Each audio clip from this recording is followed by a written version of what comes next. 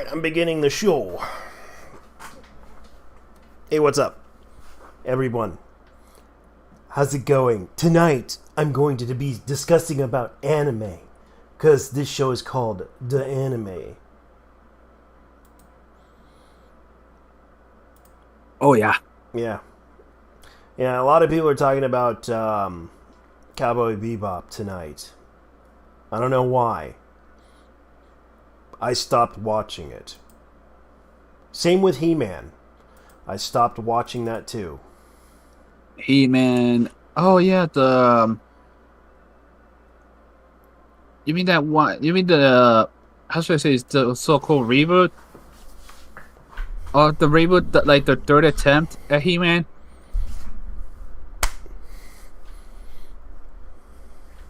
How Yeah. and fucking why? Because Kevin Smith kind of did that. Oh, yeah. Yeah! Oh, yeah, I'm remembering now. The Spurg out that Kevin James did. Why is that fuck? This is Thundercats roar all over again. I know. It's like they want to try to. They really want to. Like today, I found out.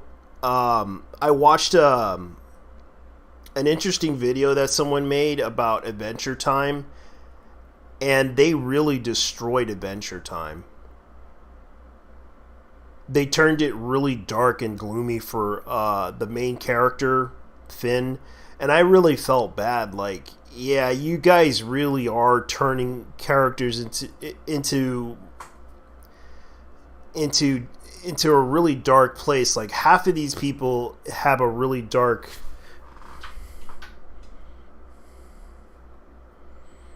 And it's kind of sad because a lot of people have been like treating the situation with a lot of cartoon shows and turning them into a joke.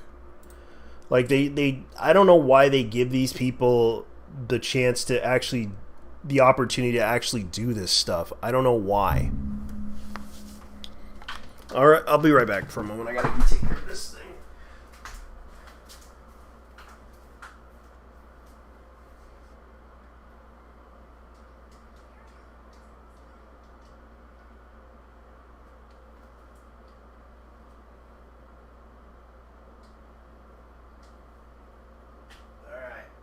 Let's do it. Alright, I'm just sorry. I just had to turn off my PlayStation 4 because I was playing some games. Forgot about that. Dang it. That's what watching. This is Striker-san. Here as a guest of Dishonor. Yeah. Yeah, because they did this to Adventure Time. They did this to other cartoon shows, ruining them.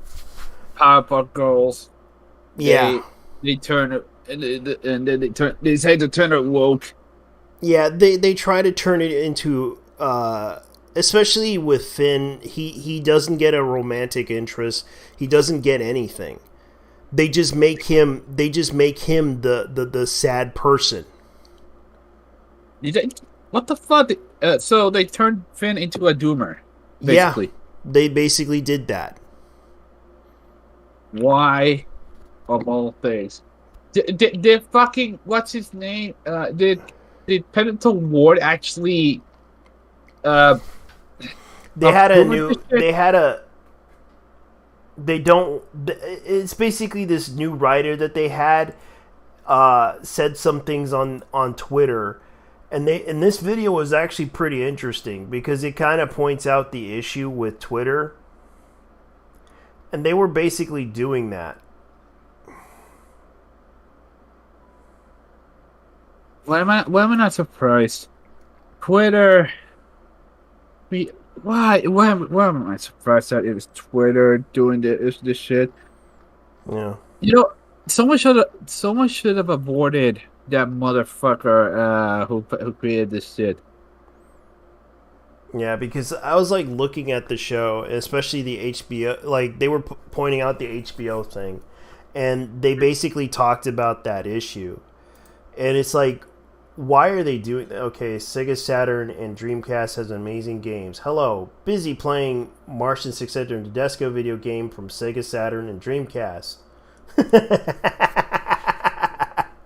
Yeah, I really do hope they bring back that series someday, but I don't think it's going to happen because of the fact that because Martian Successor Nadesco was a really good series, and the video game, it's a shame that they couldn't really do much with it, because I heard from what they did with that game was they tried to get people hyped up on that, but the Dreamcast game didn't get much hype.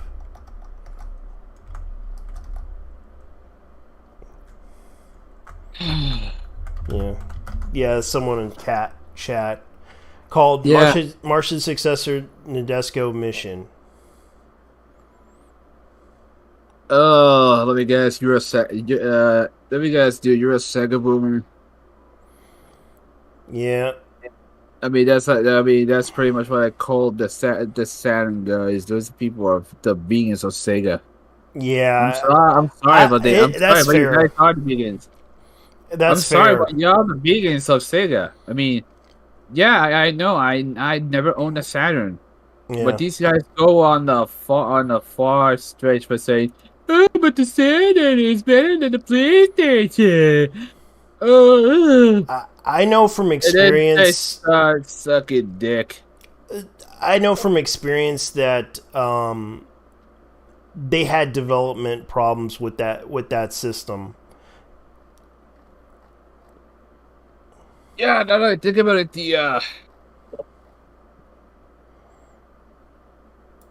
How should I say this? I mean, yeah. Speaking of Sega Boomer, I mean, this is coming from someone who used to own a Genesis. Yeah, I owned a Genesis too. But really now, I don't know of anyone who owned a Saturn in my neighborhood, and I really mean it.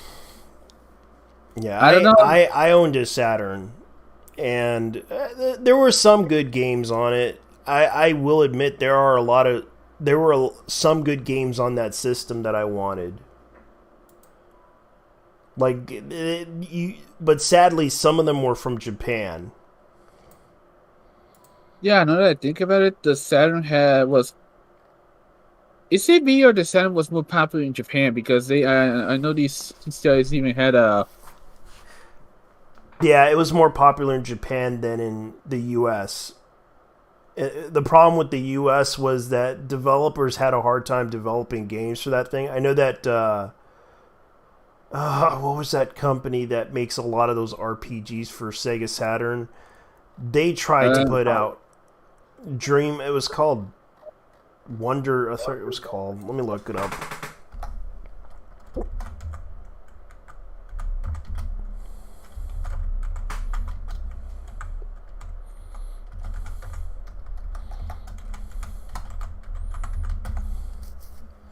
From what I recall, the definitive edition of Street Fighter 2. Yeah, there was one game that I liked out of even though it's not well liked. Let's see, what was it? It was Mysteria.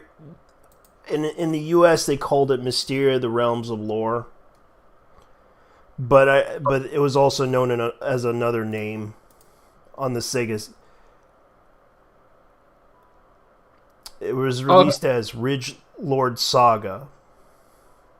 Okay, Ridge Lord Saga in Japan. It was developed by Sega. Yeah. Sega Micro Cabin. Yeah, and it was actually a really fun RPG. It wasn't like the best RPG ever made, but it was like it was a tactical role playing game, and it was actually pretty fun. Released as Blazing Heroes in North America, the graphics consist of pre-rendering, and I remembered this game. It's like I rented this at Blockbuster when Blockbuster used to be a thing.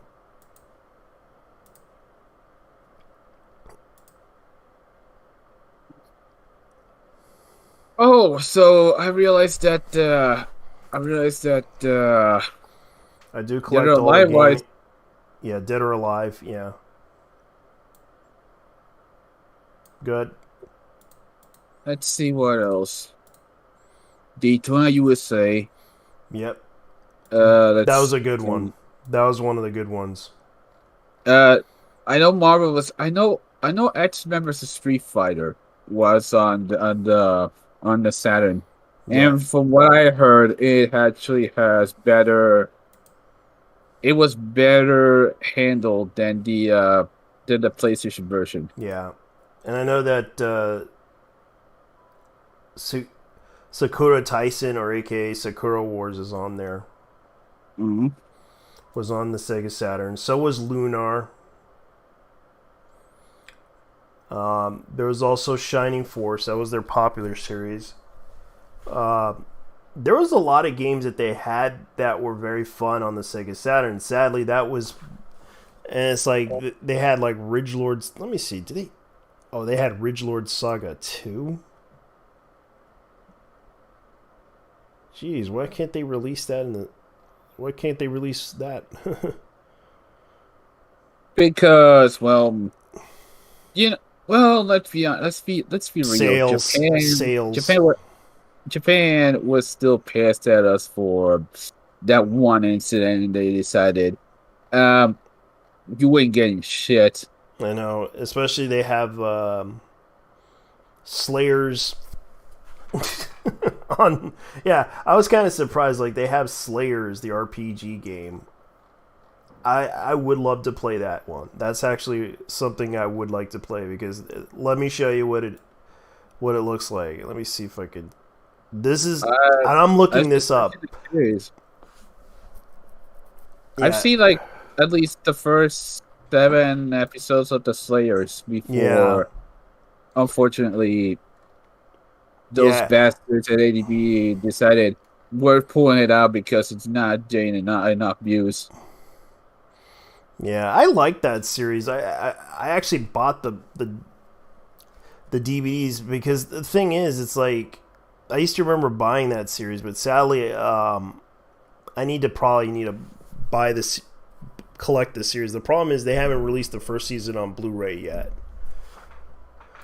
They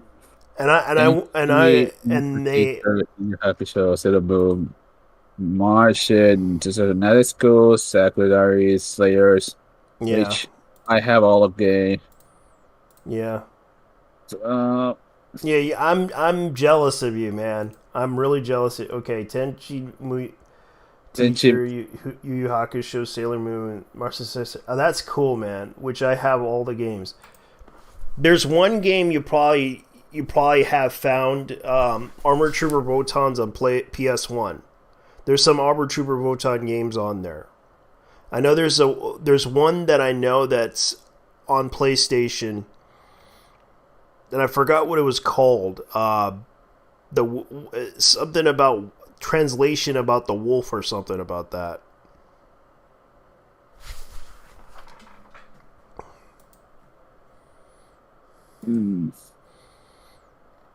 There's also Char's Counterattack on PS1.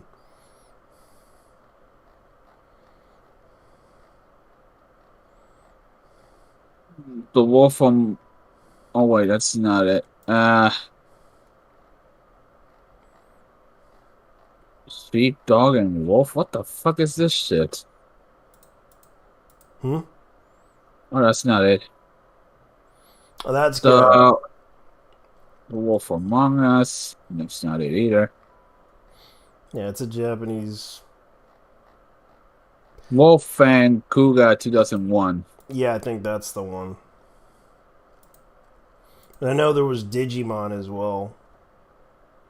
My nephew inherited a copy of that Smash game, that Smash-like game for Digimon. They really like to smash people on that one. It was alright, but I didn't like that kind of fighting game. I understand. Like, a lot of people like to play Smash for some weird reason. Um, I personally don't because it, it's it's overrated. Really, Yeah. it's honestly overrated. That bad, huh? Well, to me it is because I frankly I'm not I'm getting requests from fan service to record more Japan import games. Oh, really? Yeah. Go for it. For educational purposes, I guess they want you to do that.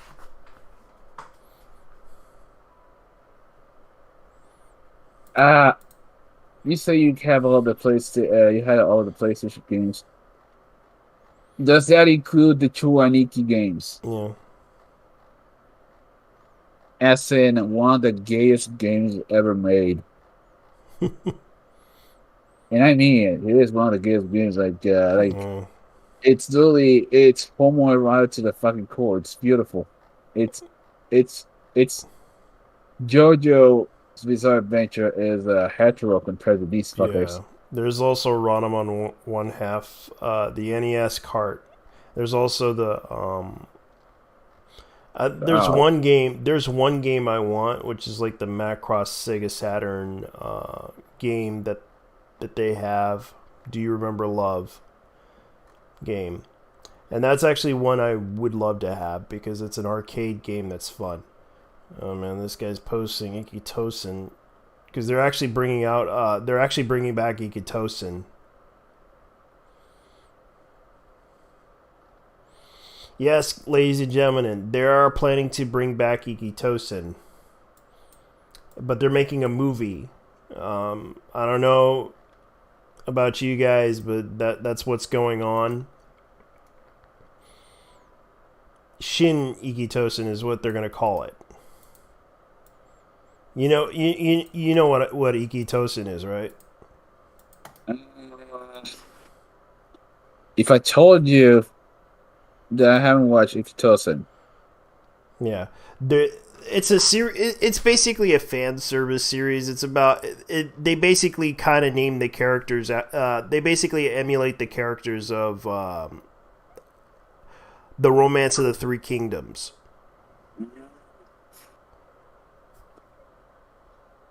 oh, That's so it's inspired by by wuxia, yeah, Chinese wuxia. Chinese wuxia, but they fight each other in schools.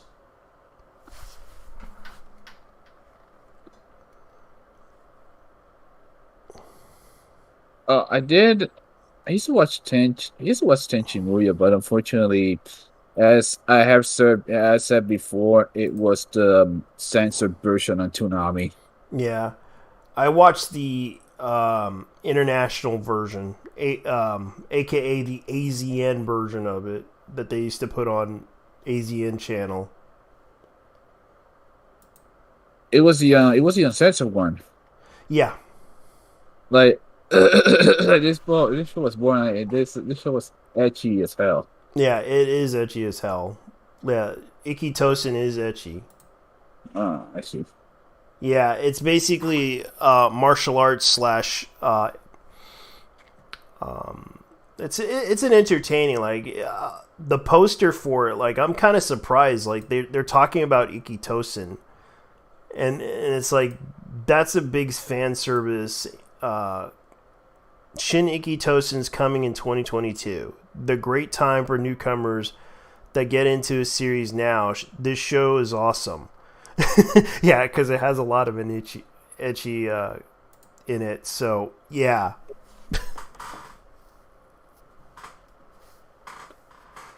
So they're making another version called Shin Ikitosen. So it's basically that's what.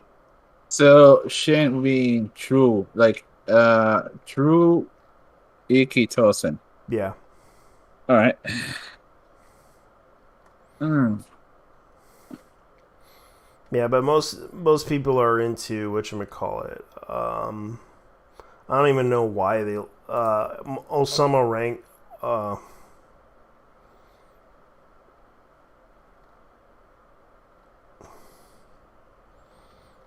ranking of the kings.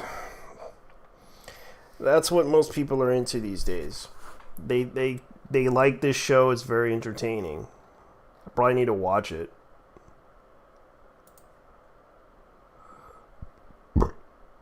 But most people are interested in Talk Op, Destiny, Platinum's End, Mushoku Tensei, which is like the first one of the few isekais out there.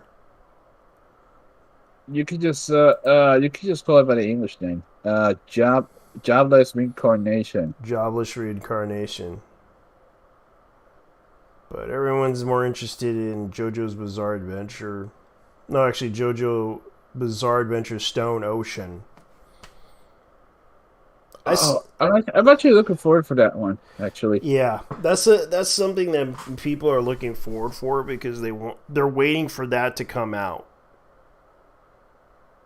I know it's coming out sometime next year or December to January. Yeah.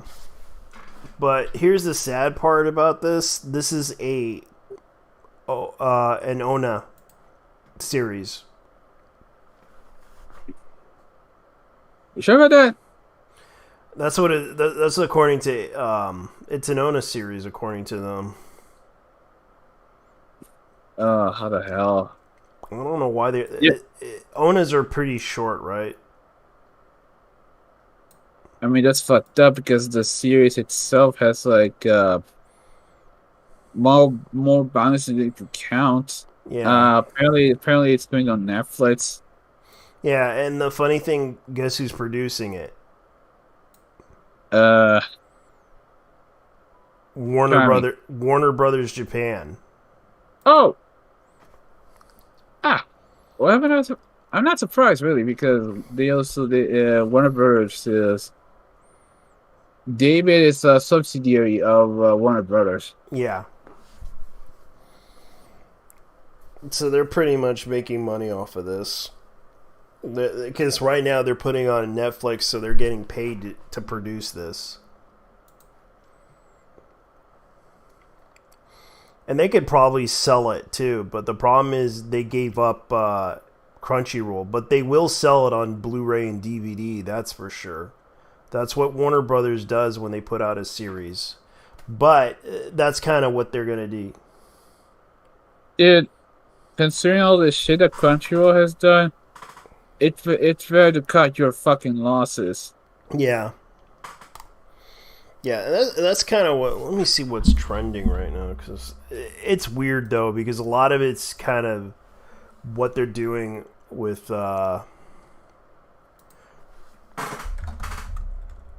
Let's see, let me see what's trending in anime right now. Let's see. Komi Can't Communicate. That's another one that people like. I've been watching at least. I've been watching 40 episodes of Komi-san Can't Communicate. Truth be told, Komi is actually her last name. Yep. Yeah, but some people don't realize that Shoko Komi is her full name. But considering Japan's first last name basis, yeah. Now, that being said, I found something. I was watching one of the episode 4 and realized something. You know who voices Komi's mother? No. Kikuko Inoue, as in... Oh. Yes, as in Lady Dimitrescu's voice actor in the Japanese Resident Evil, and the eternal 17-year-old woman herself. Oh, okay. Here's another anime that came out, and I kind of do like it. I thought it was kind of funny. Let me see. I forgot what this anime is called, but it's actually really good. It's a hilariously funny comedy. Um, this is the anime itself. Um, I watched it recently. It's actually really good. It's actually funny. It's about a fat kid who basically, Oh, yeah, the Heike story. yeah. Motherfuckers are gonna start calling it Heike All right, because it sounds German. all But it's right, pronounced Heike. yeah. What is this about, though? Basically, it's a harem anime. Hmm. It's a harem anime. I thought it was kind of. It's an isekai harem anime.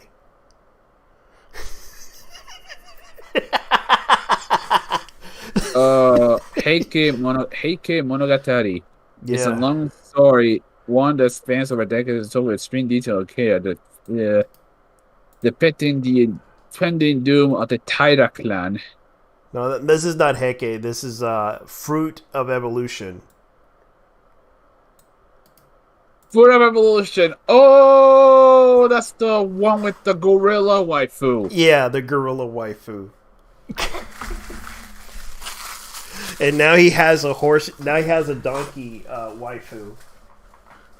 Bruh. Bruh. Bruh. Now he has a donkey waifu. That's like a ton. What do you call them? Tons. This is a motherfucking. This, it's about. How should I say this? The Fruit of Evolution. Before I do it, my life had it made. Yep. That anime. Oh God. These Japanese are now into bestiality now. Yeah, I know. I thought this anime was hilariously funny because it's like, but he's in. It was a hilarious anime for what it's worth, but I cannot believe that they did that. That's the one thing that I find hilarious. But let's see what else. What the fuck? What?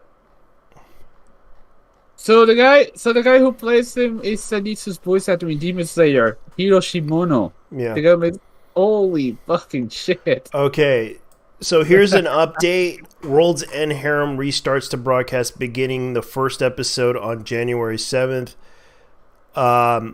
Let's look at the news right now because this is what's going on. I'm going to go ahead and... Dude! No. Dude, imagine this motherfucker starts pulling on Zenitsu, shouting, bitches!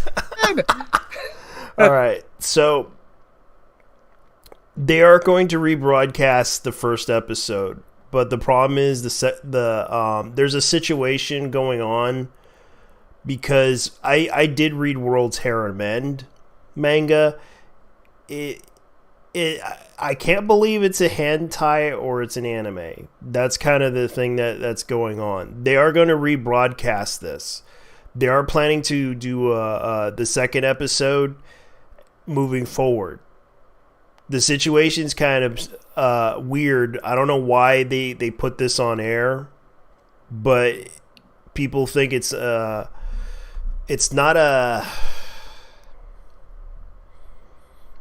I can't believe it's not hentai. Yeah, I can't believe it's not hentai, but they're putting it on TV. And that's what's going on. Like, I was kind of surprised by this because they are going to re-air the first episode, then the second episode. There is, from what I heard in the news, there is some resistance going on. I know that there's some people that probably don't like this anime for what it's worth because of the storyline. Basically, a a young man who's a doctor was in cryostasis, was sent to cryostasis for 4 years, waiting for his girlfriend. And what happened was the world came under fire with a virus killing mostly all men. It was a virus. It was a virus that killed all the men, and the men now are cured of their virus thing. But the problem is they have to repopulate the Earth, and he woke up in that world. And of course, you know, the main character said, I want to look for my girlfriend first. I'd rather have her. But it turns out she can't get pregnant. I don't know what's going on with her, but she had like a medical problem. So she decided to clone that chick right here, because I read the manga. Spoiler alert, ladies and gentlemen. Clone this young woman right here. She's a clone of her. It was a messed up. It was like a messed up story, but it was funny too. Yeah. So no, it's not that. It's just that they could pick a better voice actor for the guy, the main character of the Evolution anime than Hiro Shimano. I mean, considering the dudes are not just as it is as Zenitsu Demon Slayer. I mean, why the fuck not? Yeah, because World's Harem is going to be one of those animes that people can't believe exist. There's possibility that they will re-air it, but there is some resistance behind this anime because I know one part is the Japanese feminists, and the other part is Funimation. Of course. Funimation doesn't do sexual shit. Just ask them what happened when they played the first episode of Redo the Healer. Yeah. Oh wait, no wait, it wasn't Redo the Healer. My bad. The Ishizoku Reviewer. Yeah. So there's also other news I found out. Mobile Suit Gundam Hathaway. They're making another sequel to that. Considering the first film did okay, they decided to make another film because, of course, it's Gundam.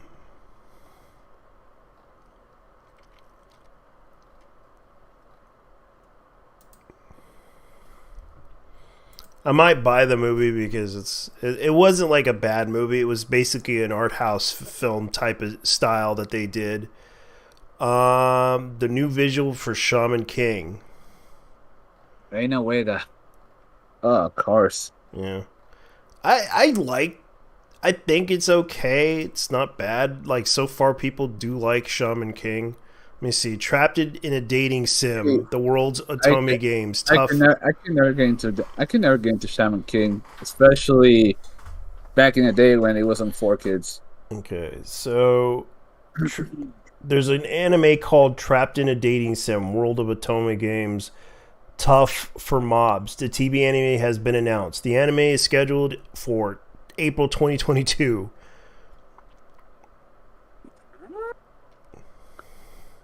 Trapped in a dating sim. That's it. Yeah. I'm trapped in the bedroom. I don't know how to get out. Yeah, that's basically it. Let's see here. That's basically it. And yeah, of course they have Super Criminals or Super Crooks for Netflix. Super. Yeah, for Netflix. Okay. What is that one? It's based on a comic book. What the fuck is that? Oh, okay. So it's something about Najimi. Hold up. Yeah, from Komi Can't Communicate. Because Najimi became best girl, despite the fact that how should I say this? The character has ambiguous gender. According sometimes, Najimi can identify as a man, and some other times a woman. Yeah. So basically, it's one. Basically, I'll say fem. It's like a femboy of sorts. It's a femboy. Tokyo's 24th Ward.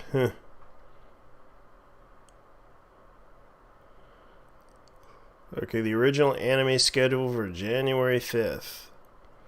Now, this is not bad for a trailer. Okay, so this is Tokyo 24th Ward. This is not bad.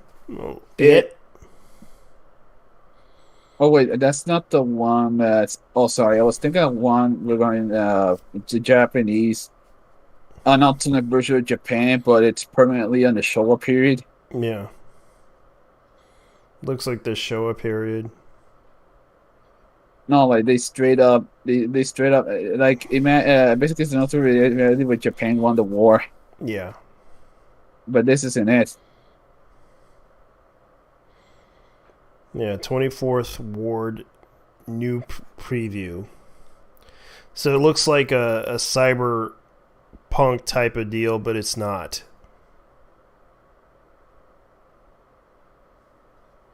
Or the Matrix.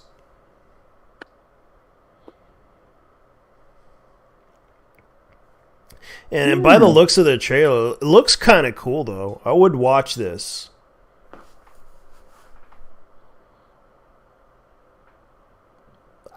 Since I can't play the sound of it, it's kind of a difficult thing. I know that they're going to probably make a copyright claim. But here's the thing, ladies and gentlemen. Oh, they're bringing back that one, Autonomo Mask of Truth. So they're making a movie of this.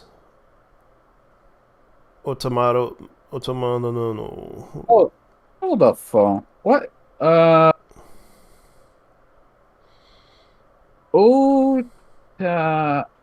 Yeah, let me switch this. Marunon. Oh, there we go. Utawa Eru Mono. Yeah, that's the truth. Yeah, I seen the anime before. It's basically a masked character who basically fights. It's sort of like an isekai, but it isn't an isekai. It's a fantasy sort of series, but it's a really good series. And I guess they're bringing it back because they really like this one. So they're making a movie, I believe. Is it a movie or Oh, they're probably bringing it back. Okay, here goes another preview of this ocean. Let me see what else. A couple of cuckoos. Oh. Collaboration.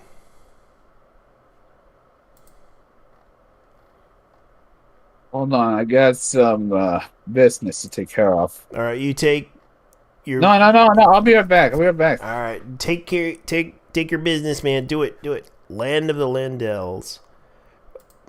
Coming January 6th. Like Flipper in a way.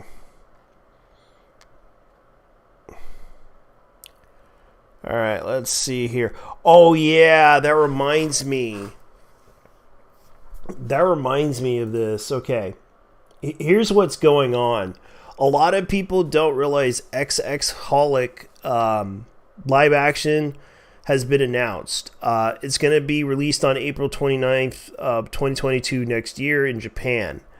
There's a lot of people, there's a lot of resistance towards this because it's kind of weird though. I don't know why they did this because I know Clamp did this, but it's kind of a strange situation. I do like the series. I did watch the anime myself. I find it hilarious that they're doing this. But it's like let me see, because there's more pictures of this. I seen the live action announcement of this, and a lot of people are talking about this, and I'm just kind of surprised by this because it's weird though. Let me see, because there's more pictures of it. There's like more pictures of this thing.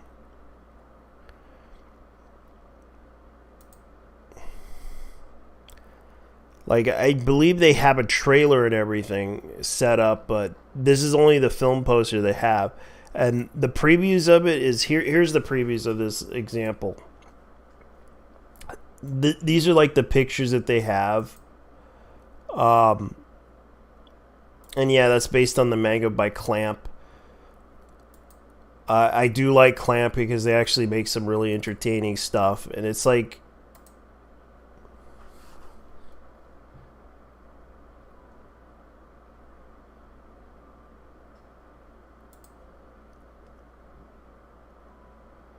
And it's like a lot of people are talking about this because it's kind of a big concern. Because I know X-Holic is kind of... XX-Holic is kind of a... Triple X-Holic's kind of a very popular anime in a way. But I used to remember watching in around the 2000s. It was a great series. But sadly, you know, having to be a live-action film, I'm kind of surprised by. So it's kind of the thing that they're doing.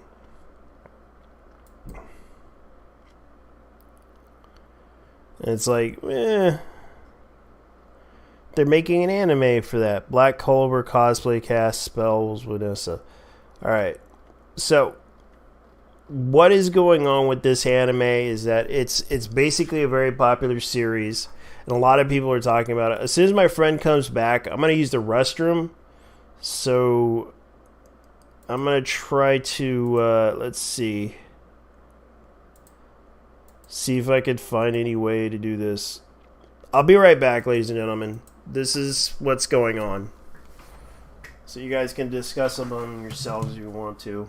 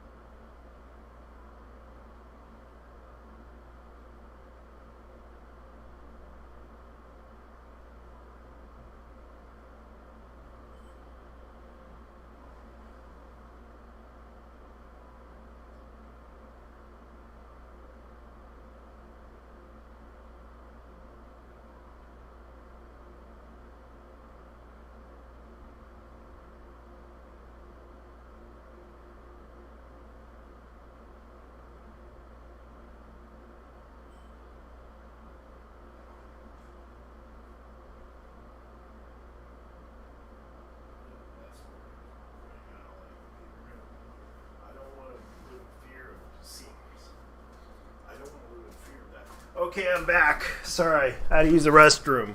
How's it going, everybody? Anyways, X-Holic Manga is getting a live action adaptation from, because I know the artist collective Clamp. The popular triple X-Holic manga will be turned into a live action adaptation starring Ryosoko Kami, who previously... Okay, so let's look at the Kotaku, of course, Kotaku. They have all the news. Artist collective Clampers previously set in... Okay, oh, that's him. Okay. He's that Rurouni Kenshin. And Kasami Battle Royale and 47. She's... Yeah, I could see her... because she's a mature woman, and the point of the whole series is that he has this strange relationship with her, and though he might... But the funny thing about it,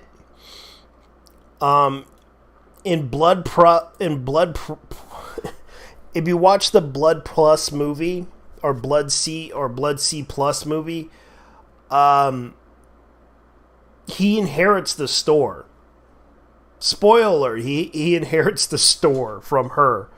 And it's kind of weird, like he becomes, because he appears in the movie, in the Blood Plus C movie, which is kind of a strange thing.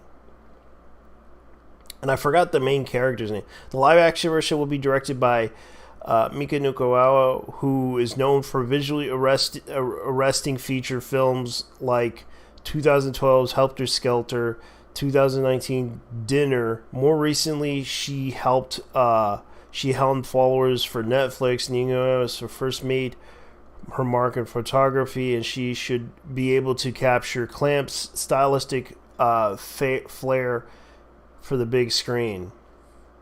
Yeah, because he's a teenage boy hanging out with an old lady. Yeah, a lot of people joke around about it, but it's an interesting series because he talks. She's actually a very I forgot her name though. The character's name. She's actually a very intelligent woman who basically teaches him about the world around him, because it's a magical shop, and it's a very interesting series. I highly recommend you read the manga and also watch the anime, because she does go delve into philosophy and all that other stuff and human behavior. And I really did like this series. It's actually a really cool series. And encounters a mysterious witch named Yuriko, who claims that she can help. Yeah, Yuriko is her name.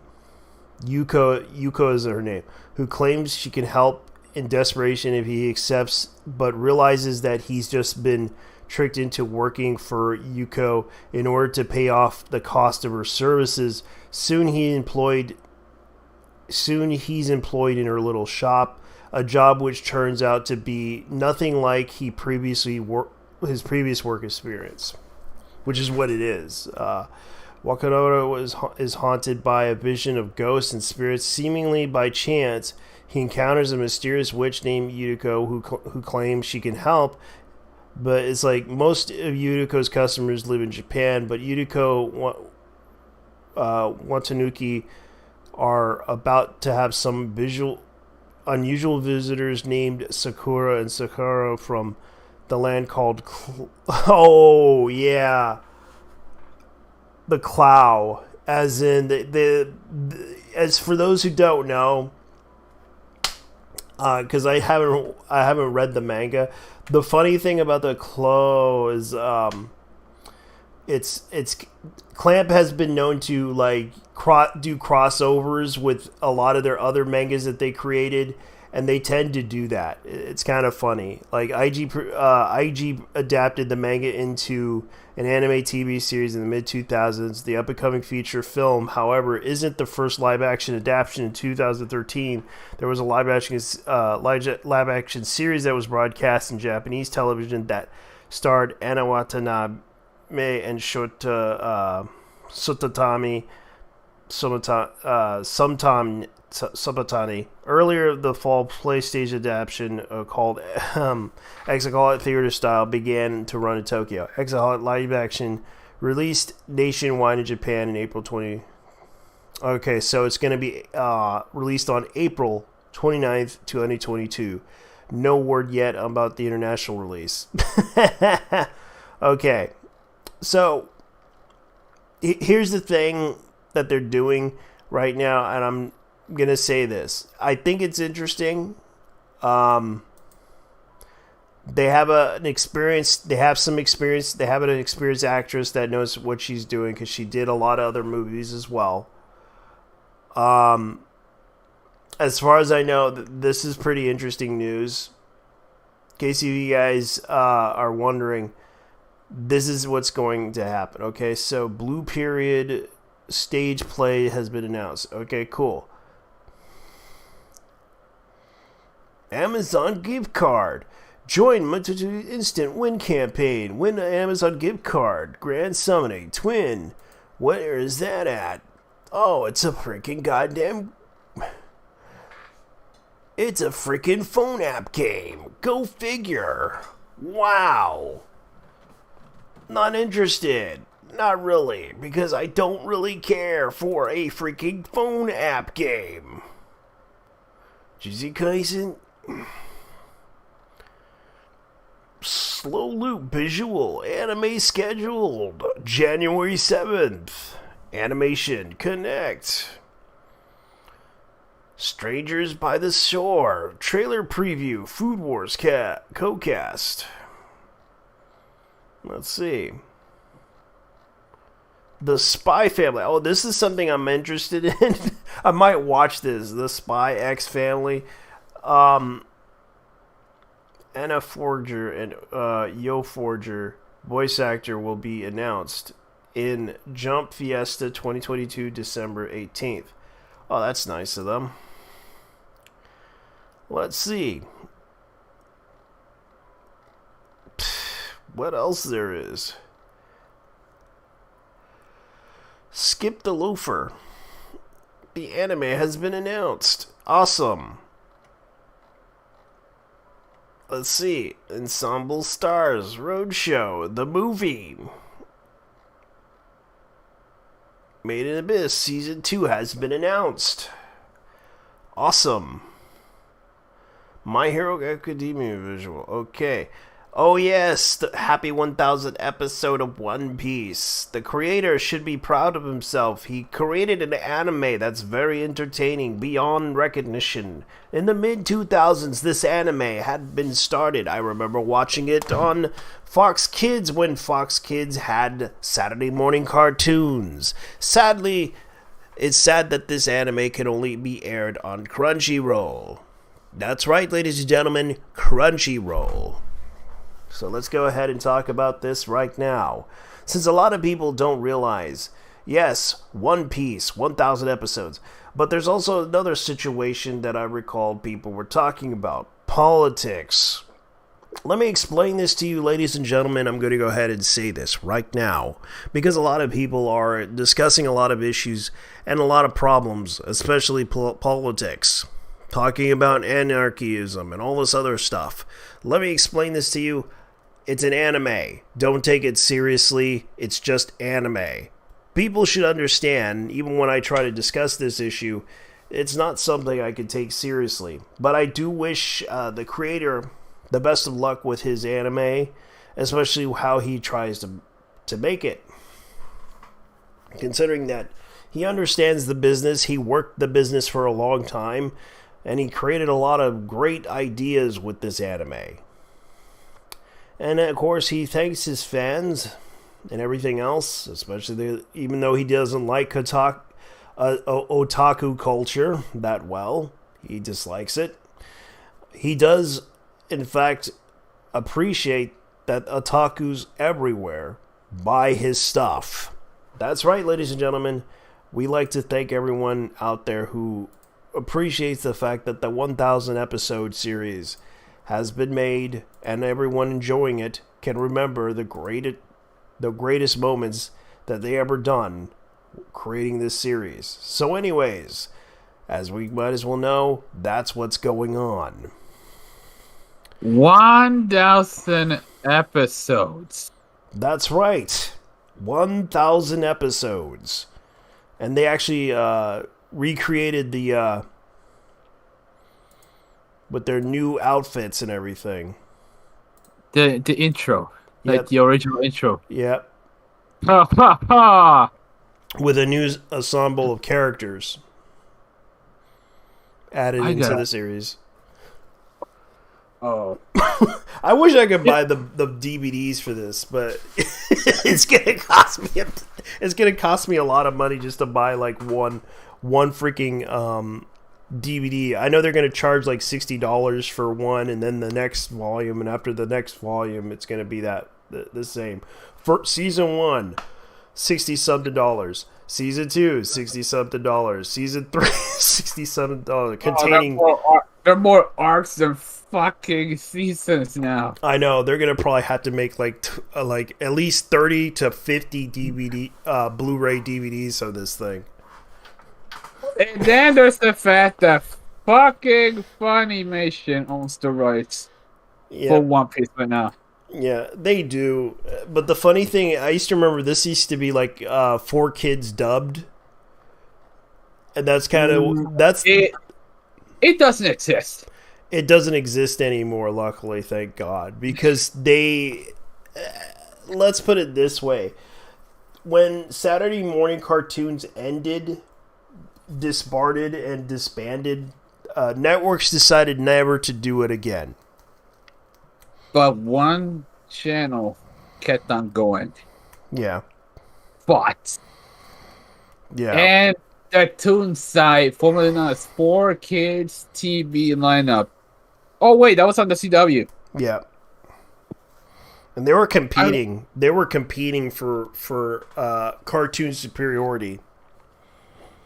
Ironically, 4Kids was the last of its kind. Yeah. The last Saturday morning cartoon block. Yeah. And then they had to compete against like the other cartoon blocks, which Cartoon Network dominated, and then streaming took over. Dude, you were competing against an entire channel. Yep. Despite the fact that, I mean, it's pretty much by the same. It's pretty much all from the same company. Time Warner Media. So basically, you had a CW, which was Warner Brothers, competing against Fox, which was News Corp or Time Warner. Then you had ABC, CNBC, and okay. From the author of Akame ga Kill, Moto Seihei no Slave receives an anime adaptation. What is it? Oh, never mind. Yeah. At this point, I'm gonna be asking, what is it? I think it's more. I think it's about a monster battles. They own these monsters as slaves, and they fight together as a unit. Ooh, oh, I see. Yeah, it's a nice visual, I have to admit.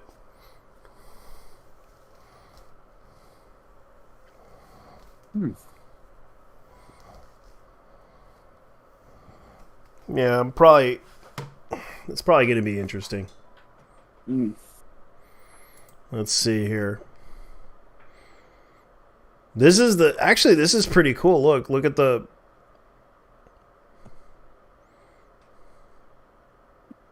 trailer. Yeah, I'm looking at the trailer right now from Anime Trending. This is actually pretty cool from Arc Ace. 7 arcs. 7 arcs. I mean, why do I feel? This looks like why do I feel like this is like a mild version of Shadow of Tennya the Evil?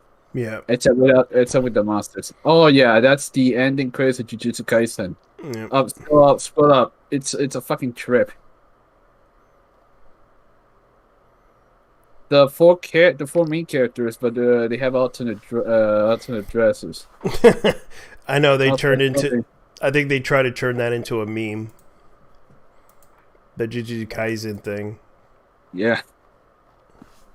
Okay. I'd say This is the anime. I highly recommend that everyone watches that one. Taki Opus.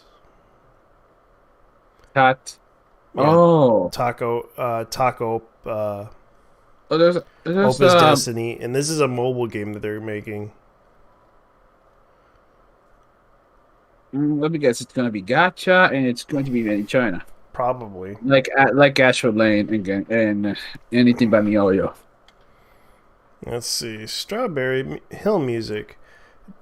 Very special announcement. We're very proud to announce Animation Month January. Our workshop will be animation focused and an amazing group of coaches. You'll find more and get tickets. Blah blah blah. Voice actor and voice acting. And guess who's in it? Okay, we got. Let's see. All right, we got Morgan Berry, Karen Strassman, Marisa Lenti, Mami Okada, and Wendy Lee. Wendy Lee, as in. Oh, you got some fucking pros here because Karen Strassman and Wendy Lee are veterans. Yeah, they're veterans. Mami Okada as well. Yep.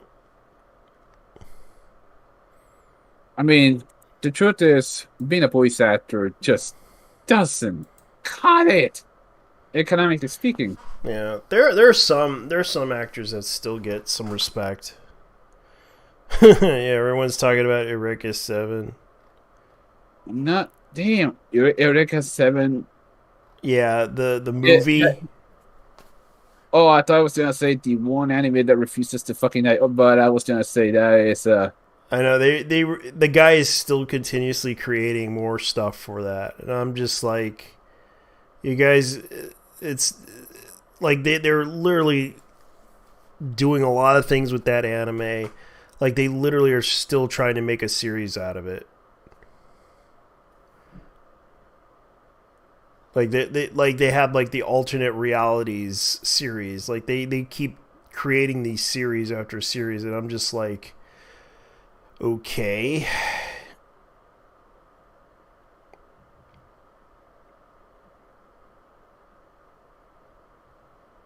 Let me see what else do they have.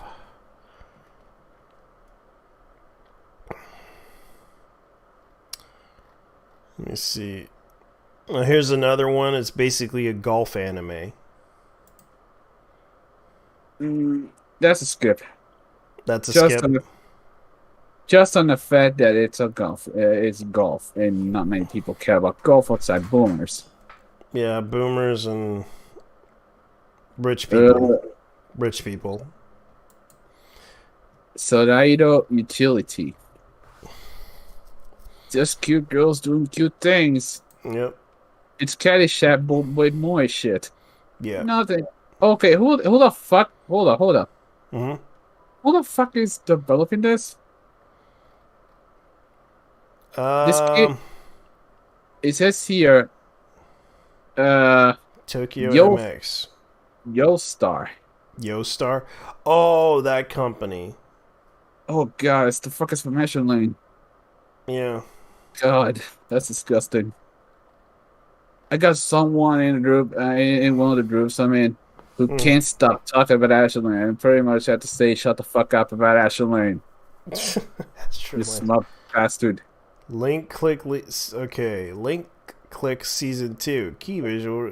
This is like in November. Like this is like last week's news, but it's funny.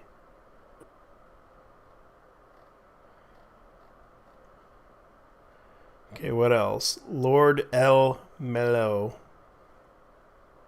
The second case files. Episodes 1 to 12. Yeah. Mm.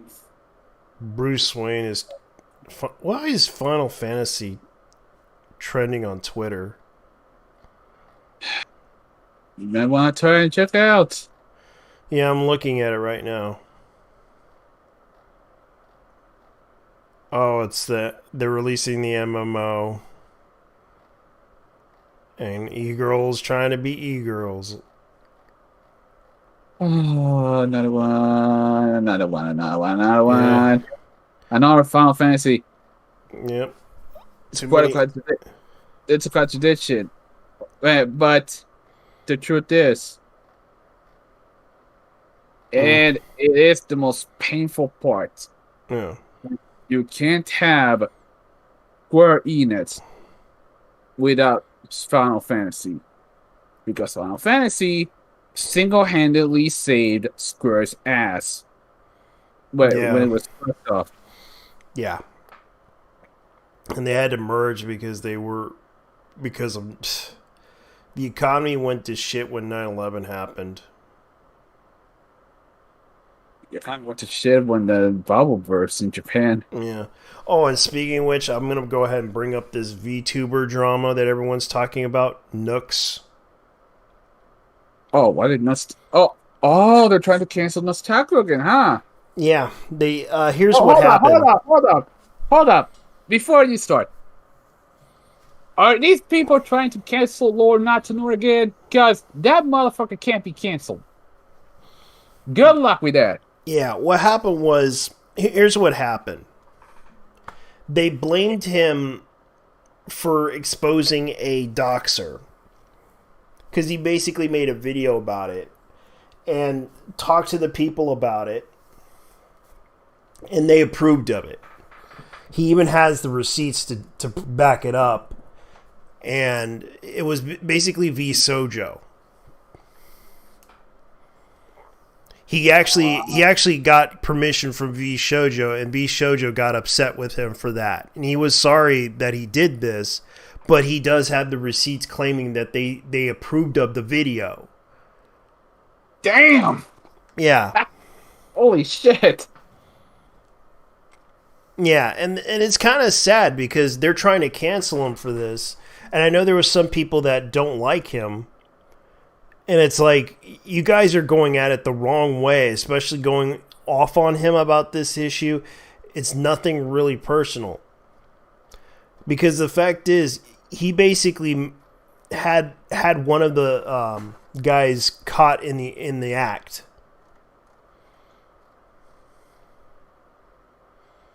And it's kind of sad too, because they kind of do this all the time.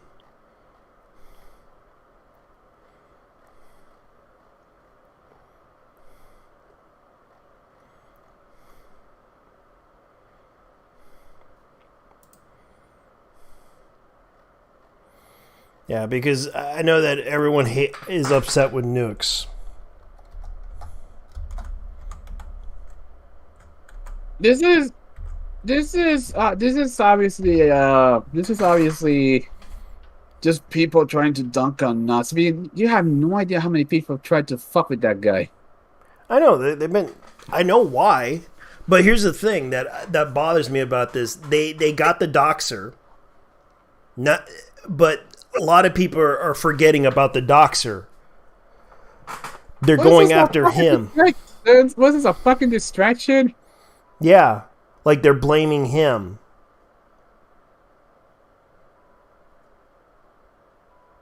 Can I say, my man Nuts did nothing wrong.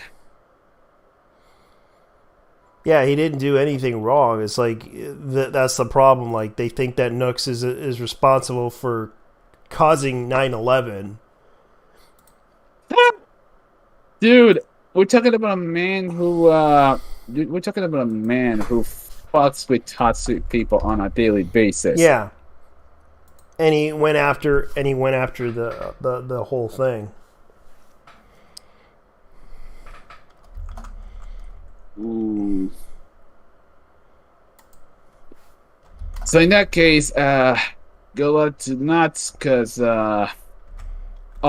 doesn't need luck. He knows what he's doing. Yeah. Because people were upset with Nooks about this whole issue, and it's like, It's weird how people do this. Nuxtaku is vindicated. Update Nuxtaku v Shoujo situation. Here's the situation. A lot of developments have happened which invalidate parts of my video, and other parts just kinda need an update. Both Nux and VShojo have released additional statements, which include screenshots of the correspondence. So with this video, I hope to give a more clear view and full picture of what happened from my understanding of all the events that have transpired. Starting from the beginning, a threat actor was targeting indie VTubers using fake acceptance emails which were impersonating VShojo. As of now, we know two known people who were targeted by this email, and that was Nuxtaku and Saki. The actors responsible for the impersonation attempts have a history of doxing and swatting members of VShojo according to the company. So after receiving an email from this impersonator, Nux reaches out to the Gunrun, who is the CEO of VShojo. In that correspondence, he confirmed that the email was indeed fake. According to VShojo, they decided then to start working on investigating the matter. Additionally, they also worked to start taking down the domain that was being used for these phishing attempts. Now this is where we get the first screenshots of a correspondence between the two parties. This conversation took place on October 20th, 2021. In a message sent to Nuxtaku, they say various concerns about him discussing the matter publicly or producing content about it. The main concern being that the responsible party for the impersonation attempts had not been arrested. This meaning there was an ongoing police investigation, and they feared Nux may hinder it by going public with any information. After receiving this message, Nux quickly responded. In his response, he thanks him for sharing the information, while also mentioning that he did not want to give out any details either. However, due to concerns about other VTubers falling prey to this phishing attempt, he still wanted to speak on the matter publicly. Now, to just give my opinion a bit on this situation, I want to say that as an issue of public safety, others could easily fall for the scheme since the domain wasn't taken down at this point. However, VShojo still wanted to keep silent on the problem, which admittedly wasn't in the best interest of the public. They should have at the very least released a statement warning of fake emails going out attempting to impersonate them.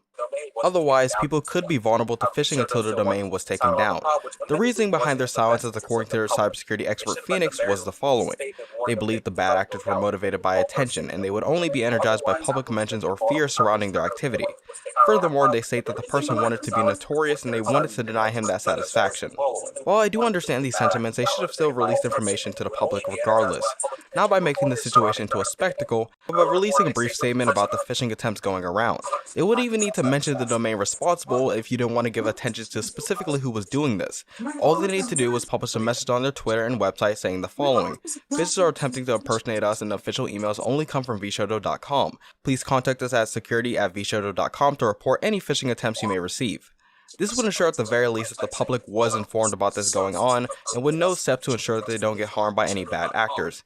Even if they were successful in taking down the domain, this would not stop future phishing attempts coming from other domains. So in all reality, this was a terrible move on their part to avoid making a public statement about the matter. With that being said, let's move on to the main update we received with the new information. From my understanding of the timeline of events, Nux had soon after this begun producing a video exposing the doxers. On November 21st, he made a tweet suggesting the video will be released shortly. VShojo claimed that after seeing this tweet, they enlisted the cybersecurity expert on their team, Phoenix, to handle communications with Nux. In their statement, they say that they were proceeding with these communications with extreme caution, the reason being a prior history of negative interaction with Nux, which we don't know what they actually are, and I won't speculate on that here. In the conversation between Nux and Phoenix, the cybersecurity expert tries to explain why they believe the video would be a bad move. They believe the person who provided information to Nux was a harassment collaborator and would provide false information. One line of evidence supporting this theory is that the only person who had access to an unlisted video was responsible for the harassment. Another piece of evidence being that the person responsible for the swatting was, according to them, a minor. However, in Nux's video, he stated that the person was above the age of 18. This would imply that he did receive some false information for the video. Another notable part of the conversation is when they discussed the time period where VShojo knew about the swatting and doxing. In Nux's video, he said that it was only 2 weeks to avoid making the company look bad, despite them knowing for much longer. So within this conversation, a variety of edits were suggested within the 3-hour time period they had to respond. Initially, the Gunrun claimed it was 30 minutes they had to respond, but has since corrected that. Some of the changes were accepted, such as blurring pieces of information, while others were left in, such as various inaccuracies. In this exchange, nowhere do they explicitly tell Nux not to post a video, they only say concerns about it. One direct line even being, "I am not saying this as a criticism of whether or not you should do a video. That is entirely your right to do so as a victim, and we don't have a problem with that." Now VShojo chalks this up as media politeness, which sounds like bullshit to me personally. To anyone reading that, it would be interpreted as approval to move forward with the video. Furthermore, they even thanked him and called his video a public service announcement. So after the video went live, VShoto tweet replied to him with a public thanks for his service. Soon after, though, Neoners posted in our public Discord complaining about the video and asking him to take it down. In turn, the various VShoto members similarly turned on him. This includes even Melody, who was in the group chat with Phoenix, Nux, and the Gun Run, where edits and changes were being suggested for the video. While Nux initially resisted to taking down the video, he eventually does after receiving public backlash, thus leading to the publication of my original video, which was followed by the further evidence we have now, which helped to compile this update. So now we have all the information together. What are my thoughts? I think this is a very messy situation, but it's clear after all the evidence has come out that VShoto is more in the wrong than I think Nux was originally, and I understand the reason why Nux came out with the information that he did, given how, honestly, on VShoto's part, they were not really doing a lot to actually protect the public. I think one of the major issues I made in my original video was putting a little bit too much blame on Nux for the situation, and I understand why they didn't want him to come out with the video, especially with the inaccuracies it had. However, I think the VShoto could have at least done something on their end to inform the public about what was going on. Many companies already do things like this, telling you which are the official channels of communication you should accept when talking to Google or YouTube or Facebook. The point is that a lot of companies actually do put out information about when phishing attempts are happening so that the public is informed and doesn't fall prey to them. Because we honestly don't know, because of this situation, how long they were willing to sit on this information while people were actively getting phished from the email. While they may say that it was only a small amount of people, that could have grown to a much larger size had Nux not spoken about this publicly. That's not to say that Nux has entirely no fault in the situation. He published information without really verifying a lot of it, and there were inaccuracies in his video as a result of that. And I think honestly he could have been much more tactful with the way that he conducted this video, as the last thing you need with a situation like this is false information going around. Now, I won't completely blame Nux for this because, again, it's really easy to get information about a situation which is biased or misleading, and even in my original video talking about the situation, because I didn't have all the information there from both parties, there were issues in that video, so again, I can't really fault the guy for making mistakes. It happens. But a lesson can be learned here for Nux that he should be a lot more careful with the information he gets from third parties before publishing it into a video, because again, you do not need false information going around with a situation that's tense like this. All in all, I don't have many thoughts to say about the situation. It's been a roller coaster of a lot of things. And it's like, I really don't think Nux was aware of what he was doing. And that was the problem that people need to understand. Like, what he did was stupid, but at the same time, what he did was the right thing, was to tell everyone, hey, they're using a phishing website to phish this information on people, and people should be very careful with the fact that the people who claim to be a part of the company should not be around. It's sad that they're being threatened just because Nux mentioned this, but here's the thing. The doxer is the enemy, not Nux. Nux didn't do anything other than the fact that he tried to warn people about the situation. Yes, he did. What he did was very stupid, but he warned people about this issue, about the fact that this person made a false website for phishing, made an email for it. Those were the things that people should have focused on. Instead, you went after him. Either. Yeah. Talk about throwing a motherfucker talk about throwing a motherfucker under the bus, man. That's what VShoto did. Yeah. Because he basically pointed out, hey, what they did, what they should have done was VShoto's responsibility, but he did it because he almost fell for it.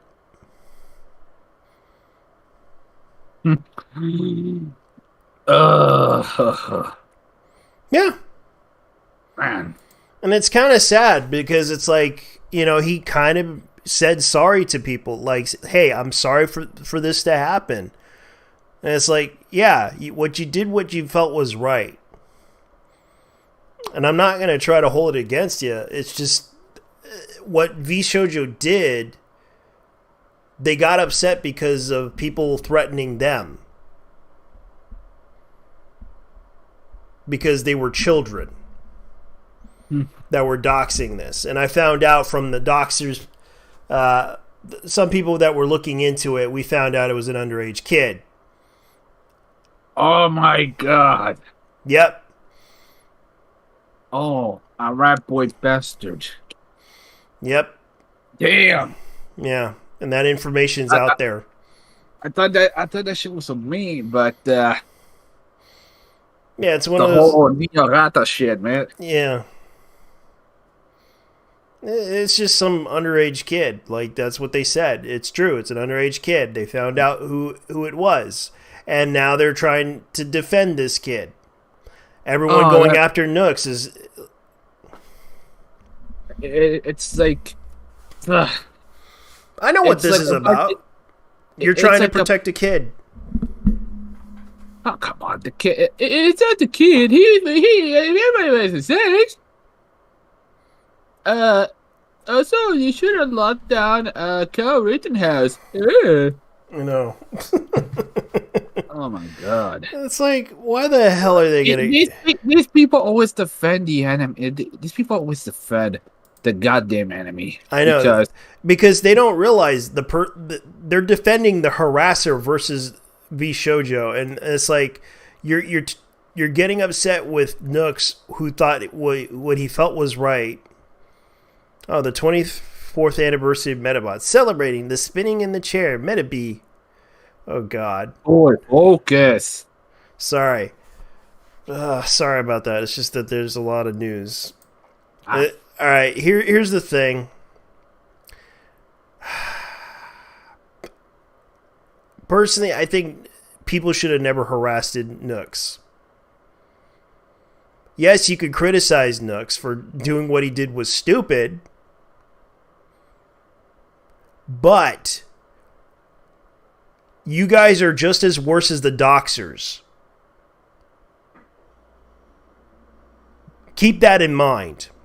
You're doing what the Doxers want them to do. You're trying to hide the fact that the Doxers are the problem, that are harassing V Shoujo.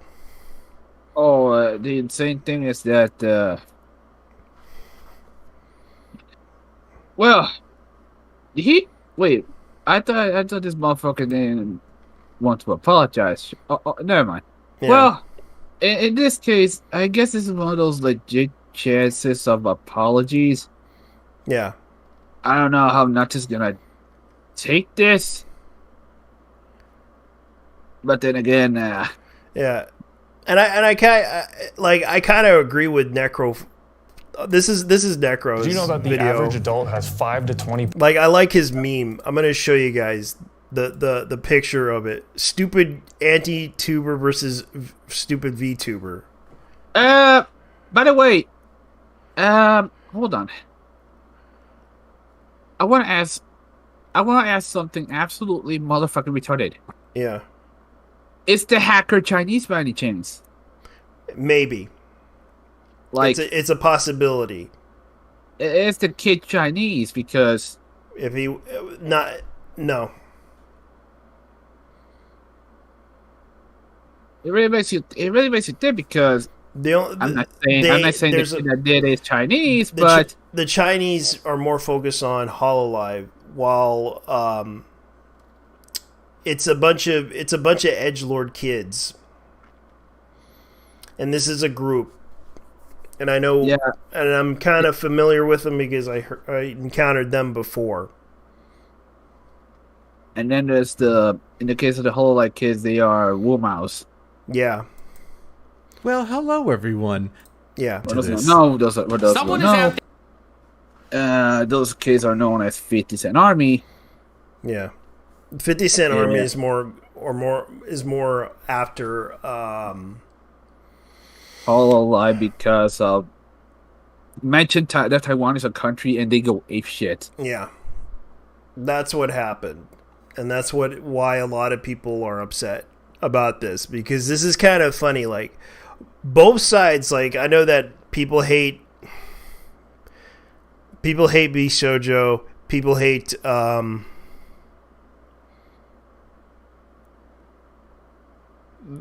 it's kind of funny. Like, this is kind of ridiculous though, because two sides of the story.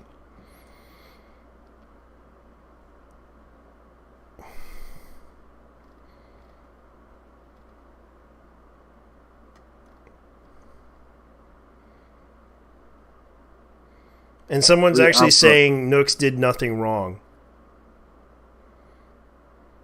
Nooks got shot.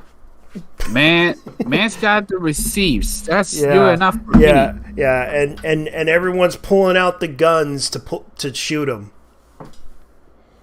To silence his voice. Because he you know damn well this is not the first time he has ever gotten into shit with these jackasses. I know, he got into some, like, really all his content is basically, you know, I can understand people don't like his content and he got 1 million subscribers because of it, but still he earned that respect. He earned it. Unlike most people, I don't get any respect. I get disrespected. But I have to fight for that respect. Dude, that dude has a ton of people. He knows a ton of people. Let's see, Melody. Yeah. Melody, Sea Dog. Yeah, and a lot of people like to collaborate with him. Merryweather.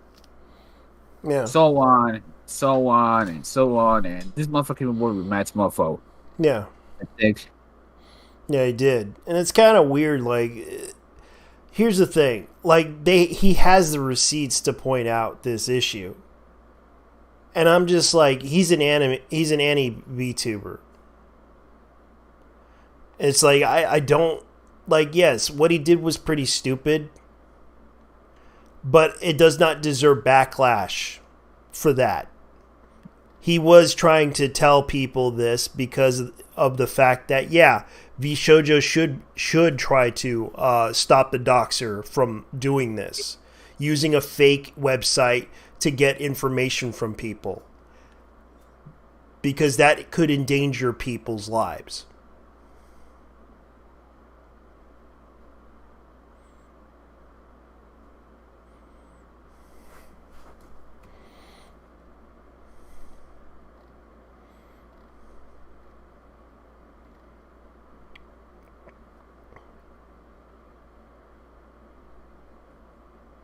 Keep going.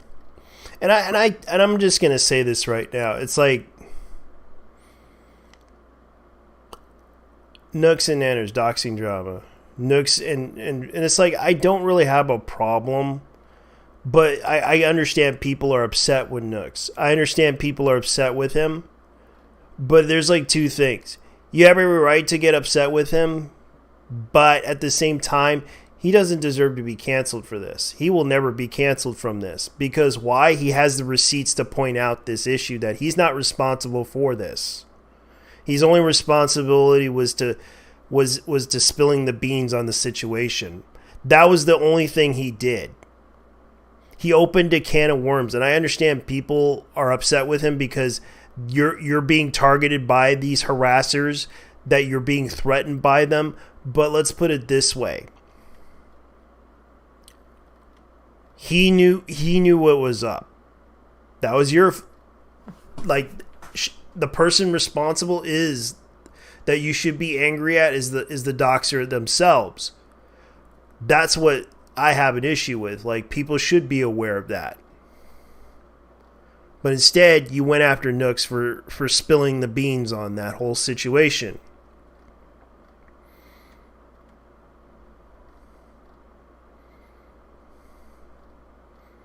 So I'm not gonna try to judge anyone or put anyone down, but this is the stupidest situation. Like, all his content, he earned that. 2.18 million subscribers. He earned that by doing what he does. Like, he started out with anime reviews. Then he decided to do a different take on things, and it's kind of sad that people are going off on him about it. I mean, of all things, the man anime SA, not just anime, but also anime memes, anime shit posting. Yeah. Straight up shit posting. Yeah. Fucking being savage, especially when after he went after the My Hero Academia fan base. Yeah.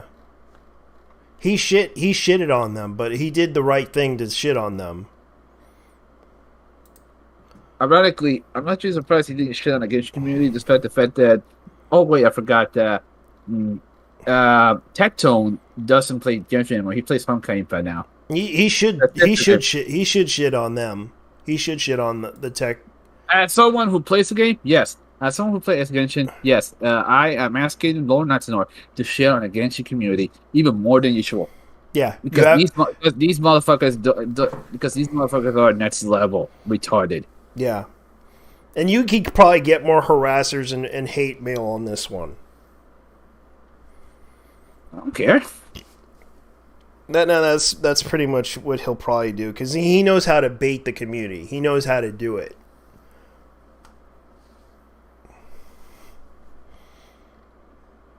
And and of course he did post the receipts. Like, he's showing the receipts here. And he also did a twit longer. And this is what he says.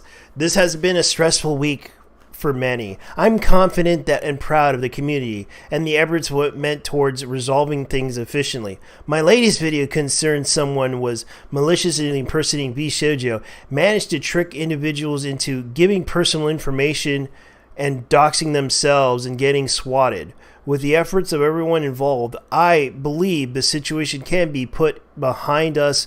The culprit behind the attacks have been brought to light.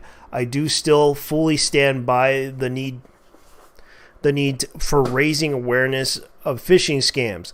I'm incredibly glad VShojo released a very well constructed cybersecurity statement addressing the situation, and you should all read it. In regards to my video, I worked with VShojo on this for a while, and this mention statement response to my video, I did show them my video before posting it. This is his side of the story, and I was not requested to refrain from uploading it. The rumor that I had posted it, regardless of being asked, are untrue and intact. Leading to the events of posting it, I was a part of the 4-hour conversation with the chief of security in the office overseeing the executive VShojo and one of the members of the group. I sincerely apologize for my actions caused under stress.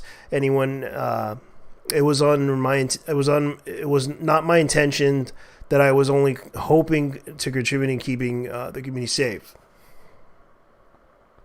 So yeah. He basically told his side of the story, and people are upset about this. Recently, a group of doxers have been harassing VTubers, and this is his video, but it's probably taken down. Yep, it's unavailable. So pretty much, I'm going to say this right now, Nux. I'm just going to say this. You did post the.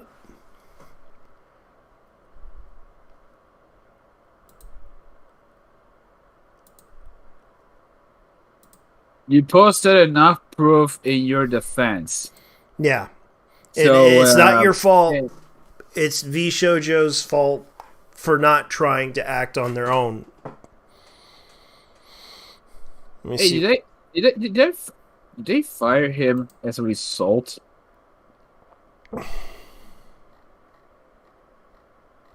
I mean, God forbid that happens. I really don't know, and that's kind of the thing. Like, I really think that he kind of has. He did apologize publicly about this issue, and it's like, you guys really went off on him for that. Like, I really don't think it's, like, seriously, like, all the comments, I'm going to show you. From a legal and moral ethical standpoint, you did everything correctly, Nooks. You worked it with VShojo and their security team to make sure the video you were going to post wouldn't be safely concerned for the talents. You should not be receiving any flack for any of this. VShojo should apologize. And it's like, okay, I'm not a fan of your content, but the guy doesn't deserve this much hate with the tweets I saw from the girls. I pray those swatters don't increase. The girls feared for their safety, and now I hope their actions won't endanger you. A lot of freaky fans out here. And it's like, okay, honestly, I was not aware of the situation, but from everything I've just looked into, I find VShojo has been in the wrong, and I think I'm probably done with the content they produce. The fact that they did not let any other YouTubers know or allow others to get hurt. Yeah, and they are responsible. They should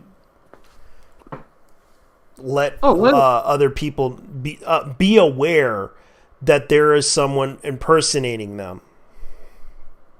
Check out the one by Andrew Hunt. Andrew Hunt. Read VShojo's statement. It essentially says they are not sure who exactly has been doing it. Maybe they do, maybe they don't. It can take a year. Go figure anything out at all. Even if a VTuber needs cybersecurity, which is only available to bigger VTubers under the org. What the fuck? An organization. An organization, I know. It is an organization. But it's a small one. It's like... Oh, wait, what the fuck? Melody... Let's see. I'm disappointed in VShojo for sure. Project Melody, Vevo, and pretty much everyone at VShojo, it should be apologizing to, and not just you. Every single one of you made mistakes. Worst mistake? Why would VShojo as a company work with someone on the outside? That in itself is a security risk. I can't take VShojo as a company seriously when they pull this crap and try to wipe their hands clean like they did nothing wrong. When they did. Shame on you. Yeah, it's kind of true. And it's like, this is kind of what's going on. Like, they should have told everyone, hey, there's an account posing as us, claiming to be us, with this email and this account and this website. Please do not click any of that. Like, they should, despite the video being deleted, it still causes damage. But since you're sorry, luck should be in your favor. If it's not, then it might be something you need for the matter complete resolve. As of now, the patience is key. I hope forgiveness will happen.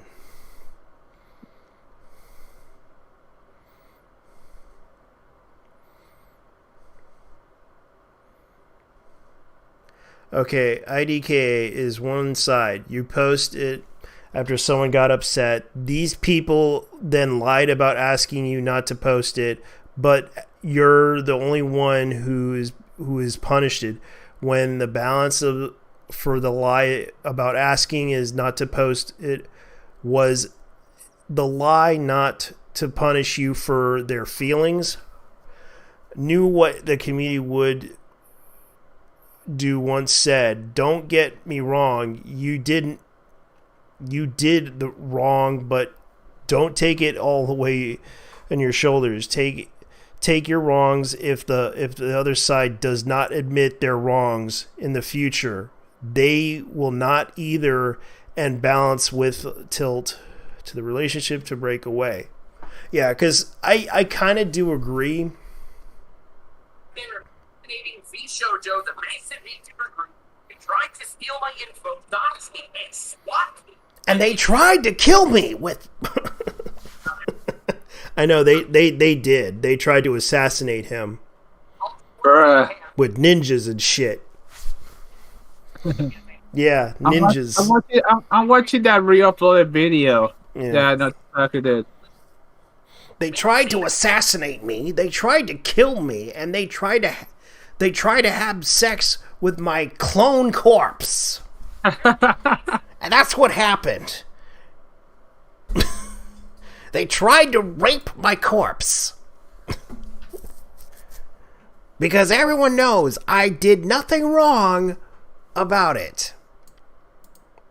One of the parts I find messed up is that essentially VShojo knew about the people running around, impersonating them, swatting, and trying to get the docs of the indie VTubers and doing nothing because it didn't directly affect their bottom line or their employees.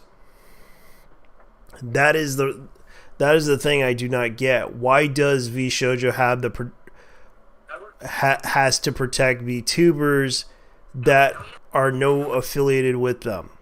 They didn't decide to do nothing. They took action against them, and believe it or not, there are more ways of doing things than make public YouTube drama out of it.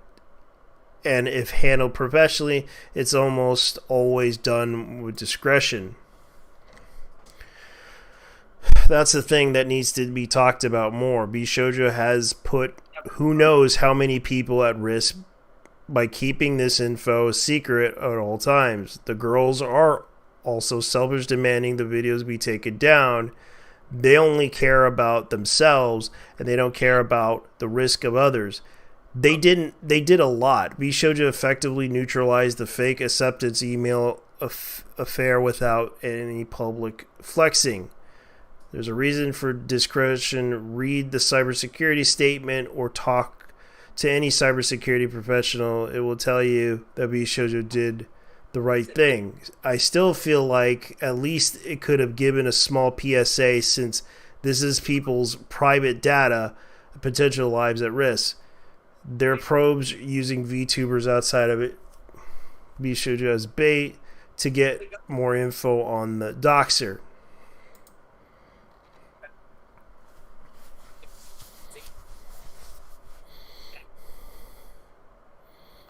To further clarify, this also seems the company didn't what the corporate entities do, give permission to provide different account events, and when confronted, I've seen it in the military as well. A, go do this. Who said to do that? Didn't say it. That sounds like... Okay, if these girls are so quick to cut ties with him for a single mistake, were they really friends? I don't think it would bother trying to be their friend again if they turned their backs so quickly. I'm not in nobody's side, just kind of imagining if this was the thing with my friends. I just want to say being a victim of something drastically altered one's view of it. I understand Nooks wanted to help because he never has anything but positive things to say about the VShojo ladies, but we all know the devil in the details could this have been. So I'm not going to try to be mean. Okay, nothing positive will come out of this. If this continues, it clearly is not black and white situation. It goes on. I only foresee both sides burning each other down and gaining nothing. And if there was ever a time to communicate privately, this is it. It hurts me looking at this. I think as soon as... Okay. I'm watching the video and I'm checking out I'm on that part where they swatted one of the VTubers. Yeah.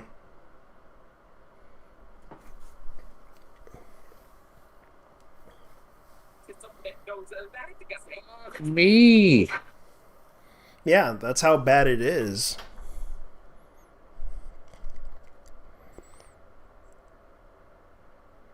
Giving it to ordinary gamers, they were able to crank down these docs, but again, these docs dozens of people. Oh,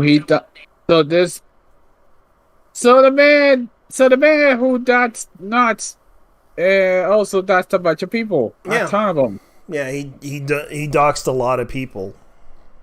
Oh. Posing as a VShojo account. I got him. Oh, that's insane. The dude pulled a reversal on his ass. Yeah. And got him. He got him. He got him. Fucking Buddha Horde helped him out. God damn. Oh, yeah, he got him.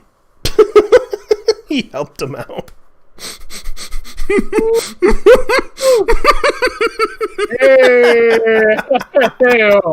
Oh, you got the video? Yeah, I'm watching the video right now. All right, I'm gonna go watch it. I can't show it because it'll be disconnected. But I can't believe like V Shoujo did the ultimate anime betrayal to Nooks Taku, but didn't realize Nooks Taku had the receipts. Look, the only thing I'm gonna say right now is that the real enemy is the doxer, and the doxer should get punished. Admitting to being a squatter, oh my lord. We're like, well, we can still bet so much of the information that we got from so many people. And we'll tell you how. Saki Nightshade has an OnlyFans, and someone that followed her on OnlyFans the day of her swatting was the same as the Fucking this dude followed Saki to her OnlyFans. Boy. Oh man, this is hilariously funny. This is very funny. What a fucking simp, dude. Oh my god. I know it's hilarious. Like they be shoujo. I know many people that get OnlyFans, and it was all too easy to gather that. The lengths that we went to, me, who was actually kind of busy at that time, he was planning for his trip to LA, so I mean, he's a very helpful man, and I love literally all of his insight. He's one of my favorite people ever, but it was mostly on my ex.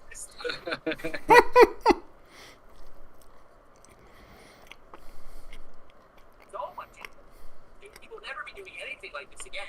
And I want this to be just a message to everyone. Oh.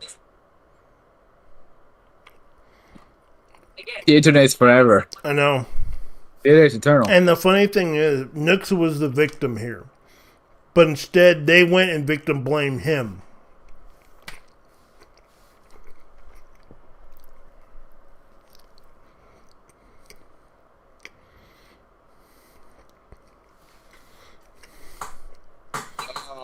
the situation was the most difficult and trying in my entire YouTube career. That's insane. Oh yeah.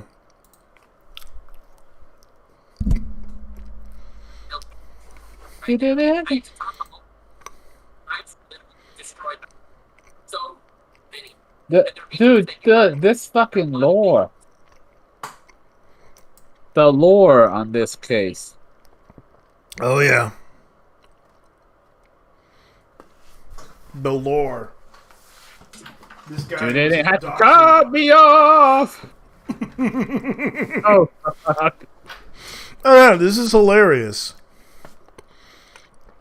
Like, Send Boba Medina, or else I don't see your bank account. oh Dios mío. Random fan who was in that Discord server that texted me and reached out to me about this stuff. Oh my god, you guys are legends. Honestly, this is why I don't mess with us gamers. This is why the light side of the force will prevail. I ended up talking to hundreds of YouTube and just pointing them and asking for years.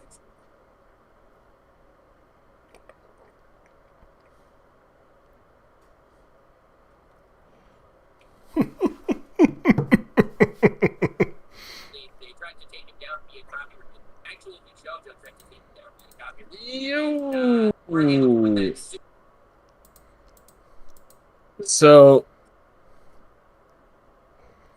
So B show you themselves fucked up by Yeah. not taking the motherfucker down. Yeah. Bloody hell. You see, if you're in a bar, or if you have a question, reach out. I do my best.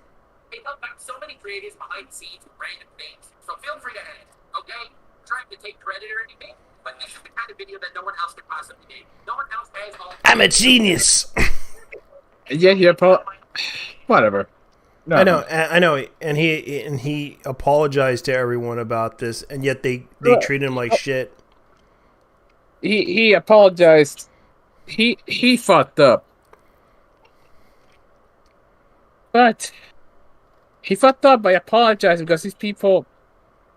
Do you really think they're gonna accept this apology? No, but No. But you know what? It did work out for him to his advantage because he actually posted the receipts. And regardless of what people may think, like, he actually did what he felt was right. I know that everyone is upset with him, and it doesn't matter. Like, if you're gonna get upset with him about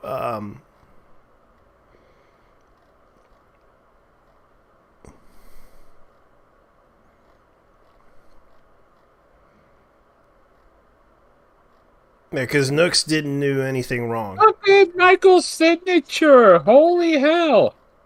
Mm-hmm. You see that shit?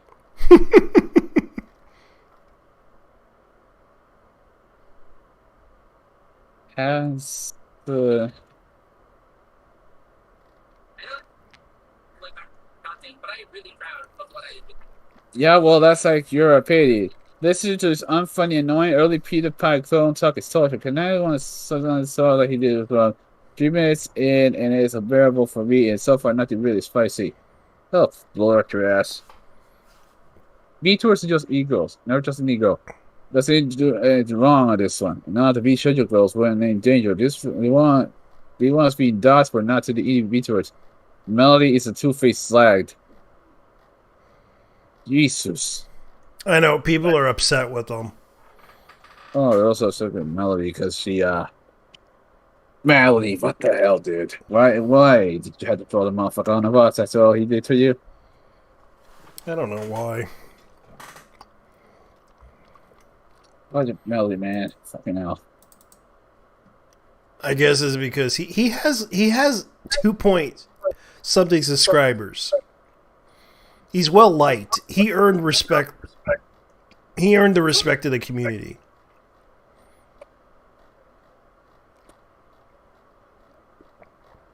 But it's like they really want to destroy him.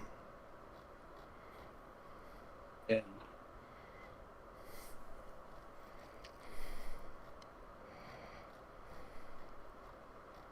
It's 6 minutes ago. Oh, what's this? Now it's top movie show you .sing deep dive featuring Fire Melody, Fruit, Iron Mouse, and the Gun Line. What? This goes even deeper, my dude. Yep. Yeah, and they find out that V-Shoujo was responsible.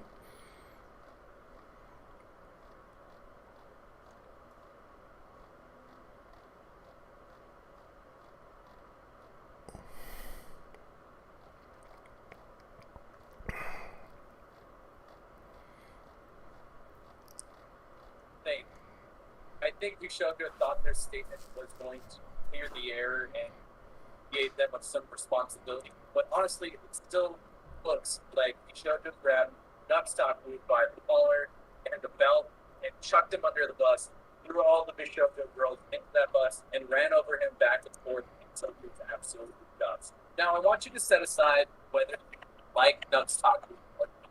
That's not really what is the point of any of this. A lot of things that I'll just be tackling are about what. What's the video again? Check your personal. All right.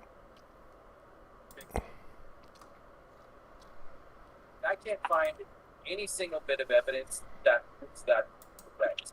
Nukstaku was given information on how to correct. The person Phoenix that will be featured in the ends is V-Shoujo's cybersecurity expert. He was helping Nukstaku with some of the corrections in his video, albeit. All right, I'm gonna play this out. So here we go. Now, join.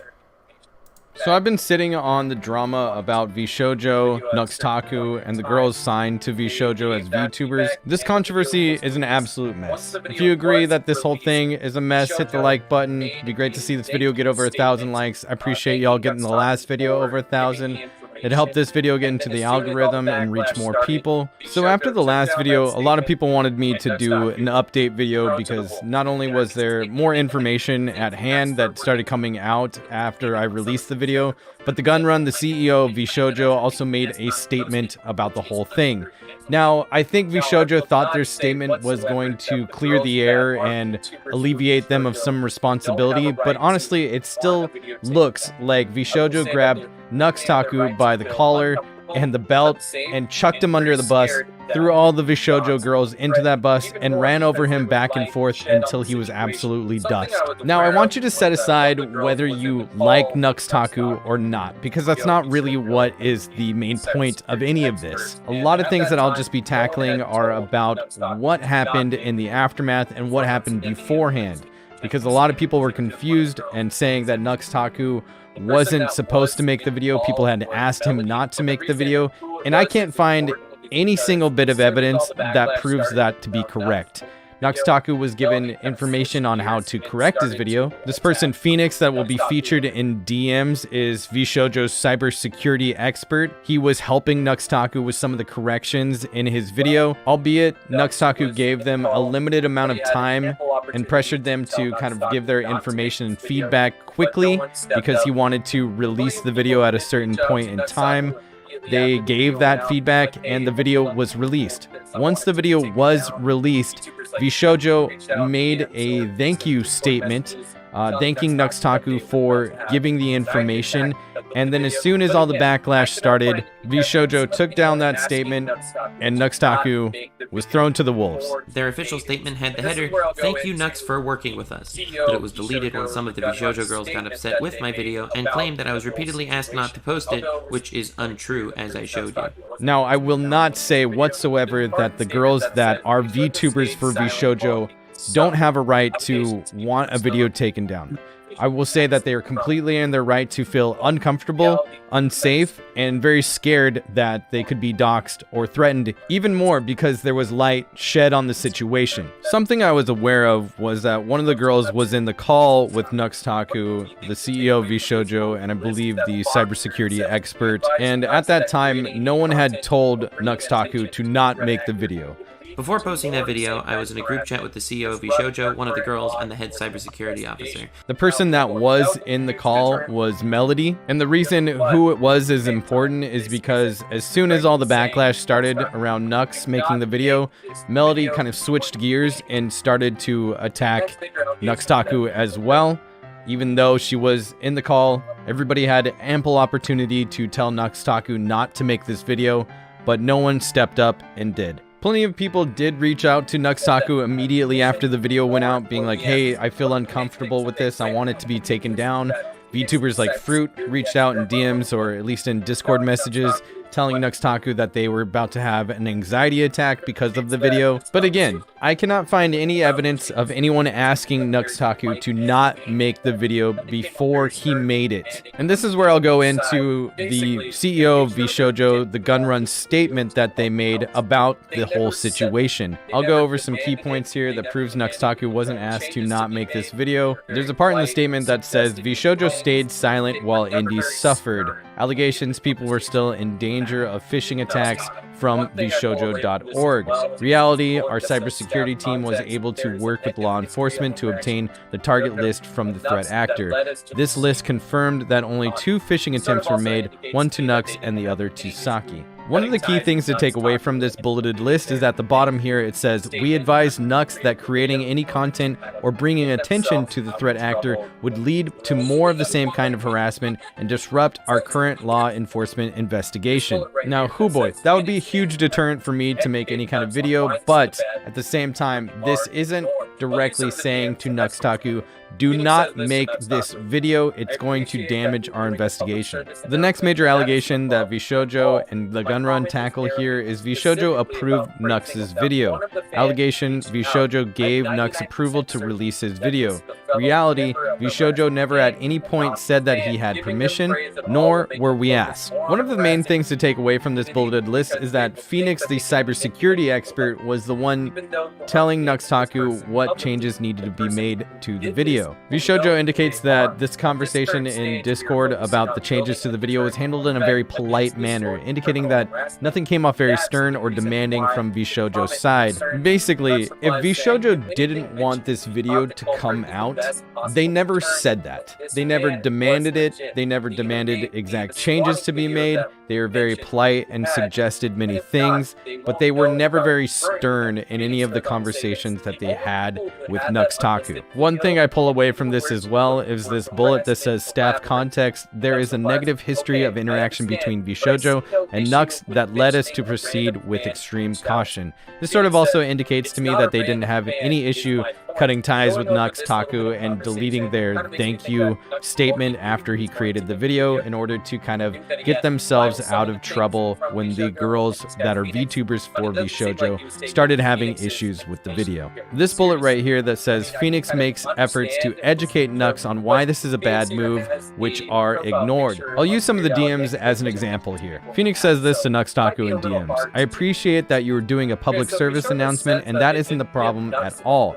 My comment is narrowly, specifically about praising that one of the fans reached out. I'm 99% certain that this is a fellow member of the harassment gang and not a fan. Giving them praise at all will make them focus more on harassing the VTuber community because they will think that they can manipulate people like this. Even though you aren't naming this person publicly, the person who did this will know who they are. At this current stage, we are focusing on building a deterrent effect against this sort of criminal harassment, and that's the reason why the comment concerns me. Nux replies saying, if anything, mentioning we caught the culprit is the best possible deterrent, and this fan was legit. They even gave me the swatting video that you mentioned you had, and even if not, they won't know if I was referring to them. Phoenix goes on to say this, the only people who had that unlisted video and knew where to look were harassment collaborators. Nux replies, okay, I understand, but I see no issue with mentioning a random fan reached out to me. Phoenix says, it's not a random fan is my point. Going over this little bit of conversation kind of makes me think that Nux already knew he was going to make the video and knew that he had to comply with some of the things from VShojo and this guy Phoenix, but it doesn't seem like he was taking Phoenix's information very seriously.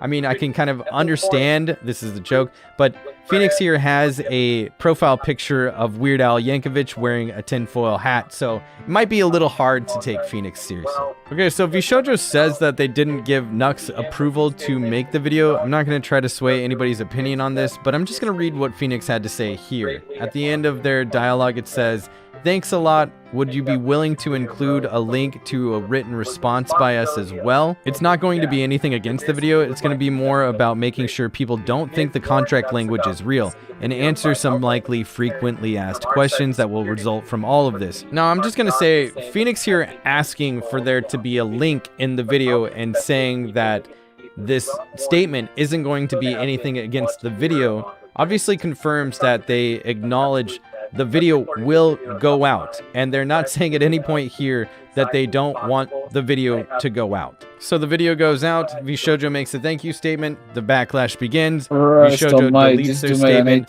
people start attacking Nuxtaku for putting the VShojo VTubers at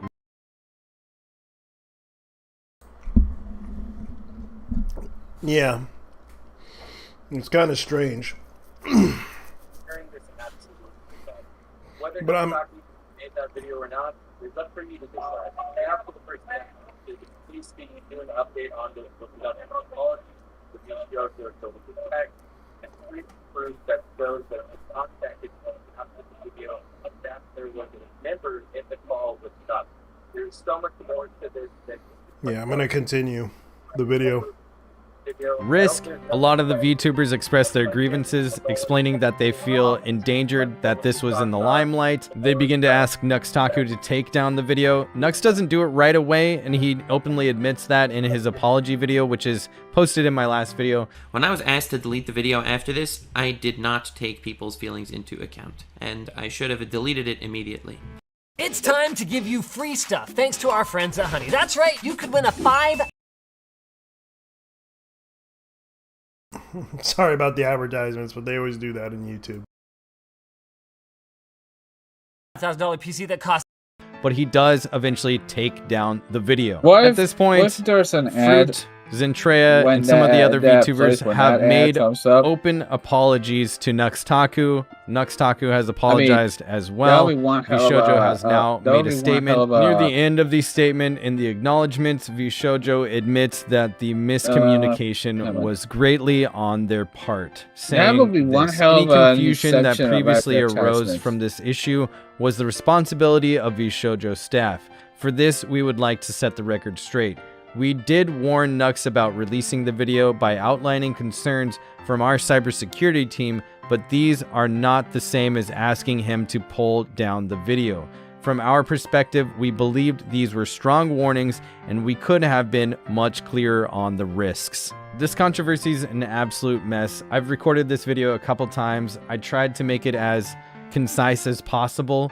I have an 18-minute video that I'm just going to trash going over this whole thing. I will put links in the description of a lot of the statements from VTubers, Nuxtaku, and VShojo, so you can go over them yourself if you want more details on this. I'm interested to know what people think about Nuxtaku, VShojo, and the girls that are signed with VShojo and all of their statements and responses during this absolute mess. Whether Nuxtaku should have made that video or not is up for you to decide. Now to the person that commented, please speed, do an update on this with Nux's apology, the VShojo deleted text, and Fruit's proof that shows that she contacted him after the video and that there was a member in the call with Nux. There is so much more to this than anyone knows. I hope I hit all those points in this video. I hope there's nothing that I missed, but if I did, as always, I'll be reading the comments. Let me know what your thoughts are. I can only strive to do my best, and hopefully I did achieve that in this video. I'll see y'all next time. Everybody take care. Later.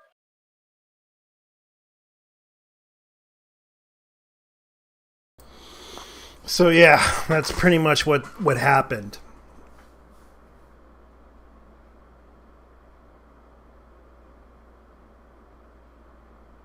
That person will get trouble with the gaming company. JoJo isn't a gaming company, but rather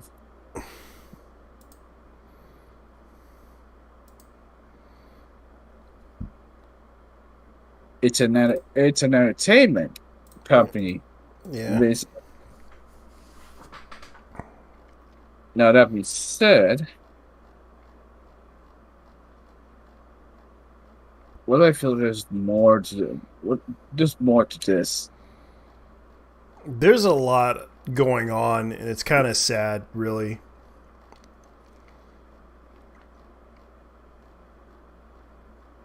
Yeah, man. They was going around saying, "But don't do it, boy. Don't say the N-word." I'm gonna say it.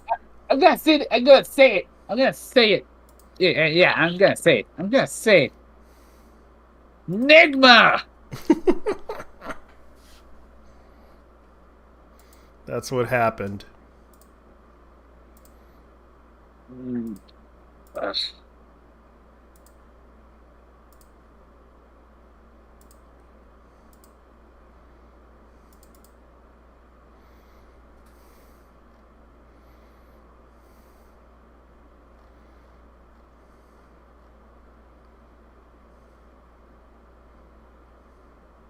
See what else is around.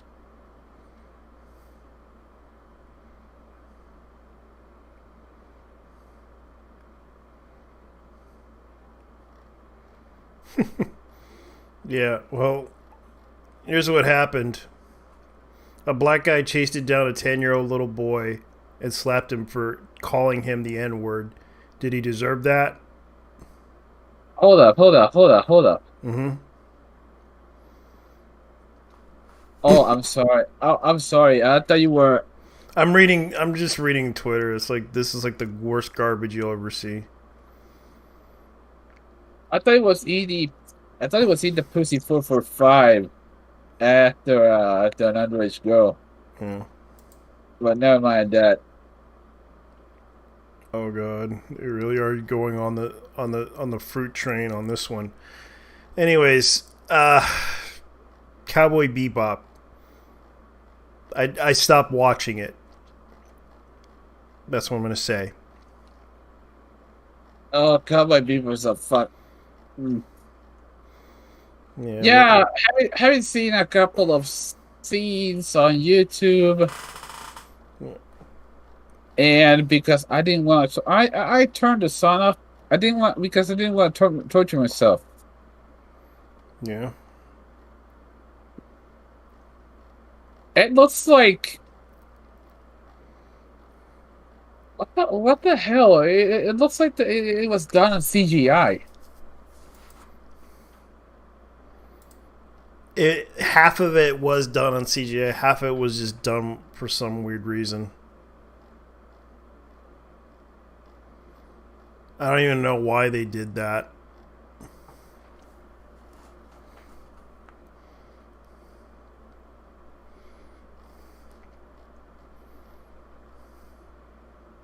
Wait a minute.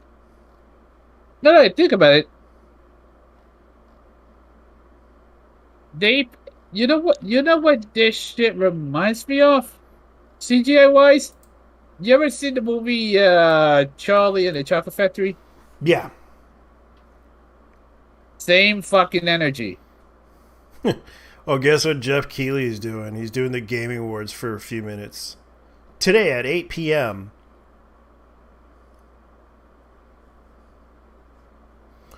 Dragon made for PlayStation 4 kind of funny as hell. Shoot 'em up game. Yeah, it was a boring show. I had to stop watching it. So, in case anybody wants to join Jeff Keighley tonight, he's doing his little thing. He's gonna try to the Game Awards preparation set to reminder.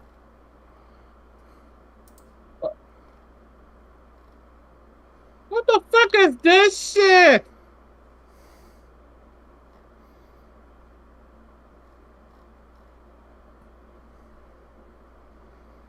But Dragon made for PlayStation 4 kind of funny as hell. As hell funny shoot. Let me look it up. I'm kind of excited about Dragon Maid because I know that they're releasing an OVA episode, and I'm kind of excited about it because it's kind of where they're going to New York City. Oh, I have yet to watch the rest of second season. Yeah, S is actually pretty funny.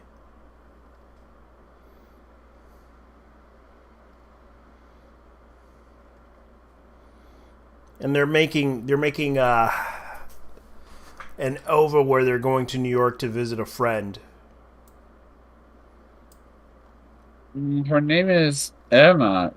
Kana. Yeah, I know that episode. Kana goes to New York and she meets this rich girl named Emma. Yeah, and Emma happens to be invited her back to New York to see her.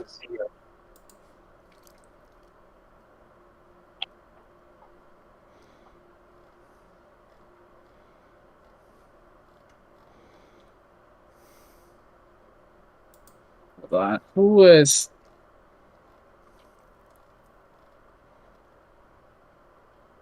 Hold on. Who the fuck plays ad in this one? They didn't post it on the thing. Second season they're planning to make.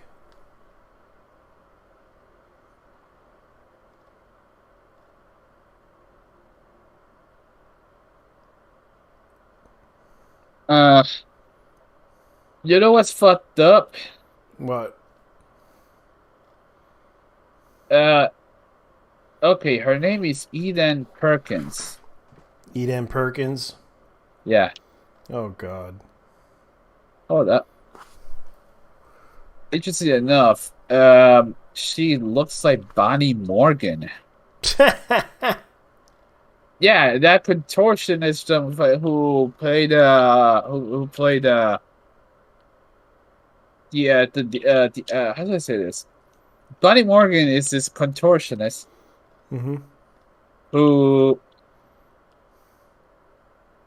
basically well, she's basically a stunt double for movies like The Ring and The Exorcist. Yeah. Anyways, same jawline as well. Okay, I see. John Cho. I know John Cho because the dude used to be on Matt TV as well. Like he guest starred on Matt TV. Yeah, he did. But he also did that one film that everyone likes.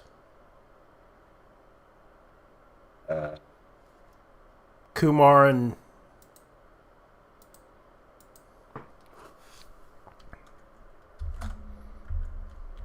the fuck? Whitney Harris Matsumoto is being played by a woman in a live action. Harold and Kumar Go to White Castle. Oh yeah, that film. Like I do like Kal Penn and John Cho and John Cho, but it's like John is kind of he's 49 years old. Dude, go load this shit. You know Whitney, the dude who used to be like Faye's love interest in the Cowboy Bebop episodes. Yeah. In this one, they retconned him as a woman. Yeah. Someone named Christine Dunford is playing her. A con artist posing as Faye's mother, who found out while she was still in cradle-sleep. The character was originally male in anime. Teddy Bomber, actress who uses television to rebel against the government and what he's used for society. Adrienne Barbeau is playing Maria Murdoch, an eco-fascist mastermind who will go to the streets to protect nature.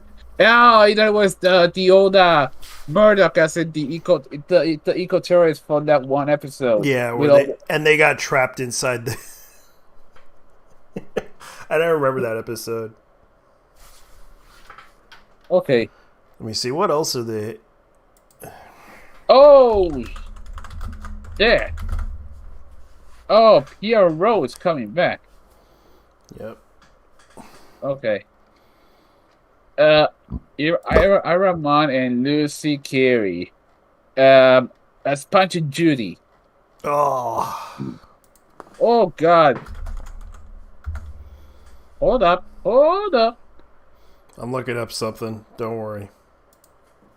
Mason Alexander Park as Gwen, a jazz musician working for Anna, who is also her right hand. Okay. The character is reimagined as non-binary for the show. Yeah, they did that just to be like, oh, we need to make it more progressive. Let's put a...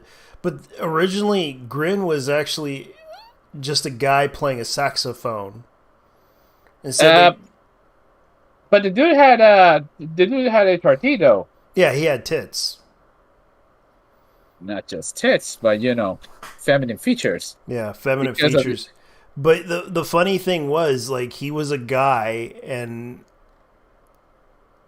it was like he was like the typical guy. Like, he cared. But the personal thing was he wanted revenge against whatchamacallit. Against what's his name? I keep forgetting. Because they betrayed him like he's some kind of insecure asshole, and really he's not. He's not an insecure guy. He's basically like depressed. He's like a really depressed person that wants to kill people. Damn. So I'm checking this out. Yeah. Let's see.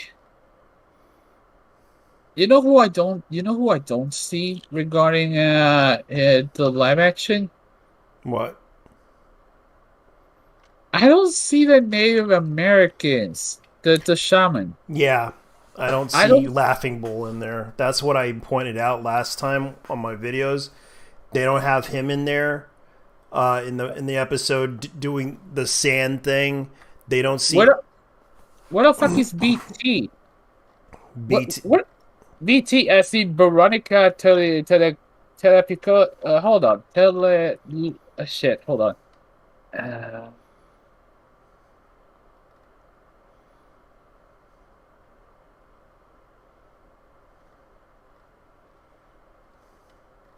That would be.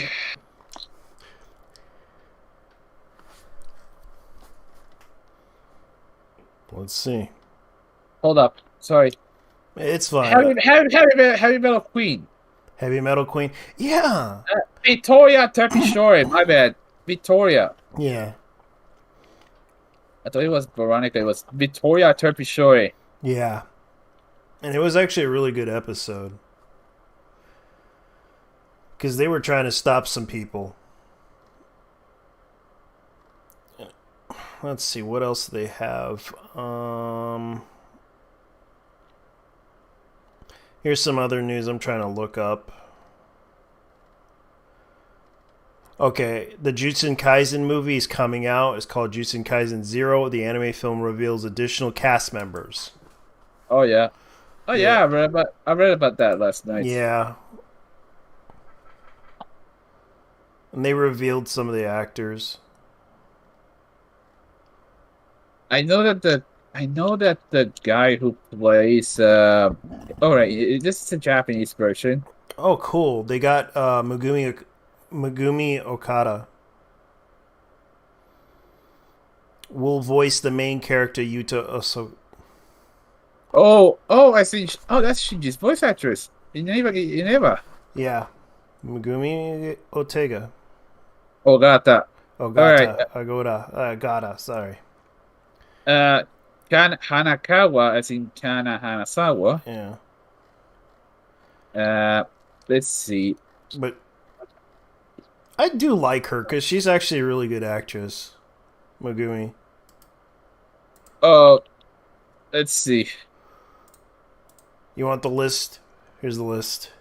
Yeah, thank you. Megumi. Yeah, I know that Megumi Ogata plays Shinji in Evangelion.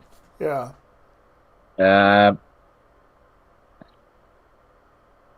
Let's see. The guy who plays the main character in that show, ends up he's also the voice actor for the main character in Gridman. Play Miguel on the left. Yeah. The guy who plays Juji is the same. Yeah, Juji from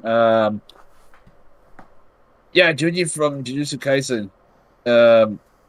Ends up that the what the fuck is that? Is that a guy? Alright, also let's write to which about. It's strangely enough, the guy who works in the anime, is voiced. Hold on. Jesus Christ. Sorry. All right. Jujutsu Kaisen.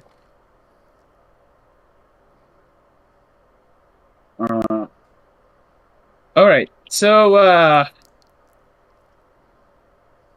the guy who plays all right. Let me find what's his Juji Itadori. Mm-hmm. Junya Enoki. Yeah. That's the guy who plays him. He's also the guy is mostly known for his role as Fugo in JoJo Betorero and Takeru Takaishi in Digimon Tri. Yeah. And also because I've been watching that months ago. Shizuka Ito as Nami Suda. Yomogi Asanaka from Dinosaur. Yeah. And Risa Matsuda as Miko Hasabi. Satsumi Matsuda as Nakota Hasabi. Shizuka Ito, Shohayami, and Shohayami. Hold on. Why is that last name so familiar? Ito? Hold up. Alright, I'll let you go ahead. No, I'm just checking something out real quick. I'm just checking out if I remember from. Oh, he was Vanilla Ice in JoJo's Ice of Heaven. No, for real, there's a stand user named Vanilla Ice. Only they changed it. I swear, he's been listening to too many 90s and 80s music when he was. Like, he names everything after songs or albums. And also that one movie, you know? Yeah. Stone Ocean was probably something else. So you know the name of the Jolene stand is Song Free, which is a Jimi Hendrix song. Yeah. Like he likes to listen to music, and that's kind of the big surprise there. That kid is a musicophile, so okay. Yeah, 'cause...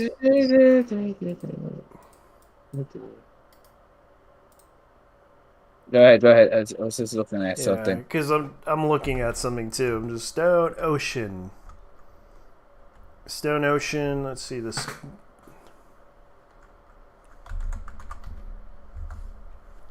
I know that the guy who plays Satoru Gojo, who is the one of the main who is the teacher, is Yuichi Nakamura, who I'll be honest with you, the character, the guy who plays him. Oh, there we go. The dude played Kyosuke Kiria in Kamen Rider Hibiki. And Kamen Rider Theranos in Kamen Rider Den-O. Oh. Yeah, dude was on the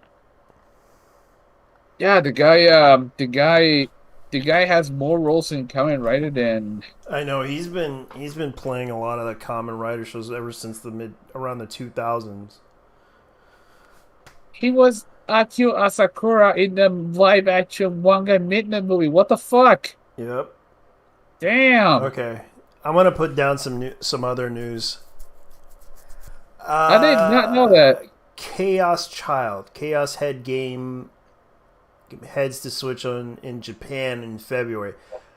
I actually am familiar with Chaos Head. I used to watch the anime, and there's also the manga. I don't know what happened, but then again, they ended that series. Chaos Head will be Chaos Head Noah, the first HD remastered version of the game, previously released in Xbox 360 later ports. The initial double pack includes the sexy patch for Chaos Head Noah. Chaos Head visual novel is originally debuted in PC in Japan in 2008 and was later ported to the Xbox 360, PlayStation Portable, PlayStation Vita, smartphone device. Chaos Head Noah was originally named of the 2009 and 360 port. The television anime adaptation of Chaos Head aired in Japan in 2008. I remember watching that. Yeah, I remember watching that anime.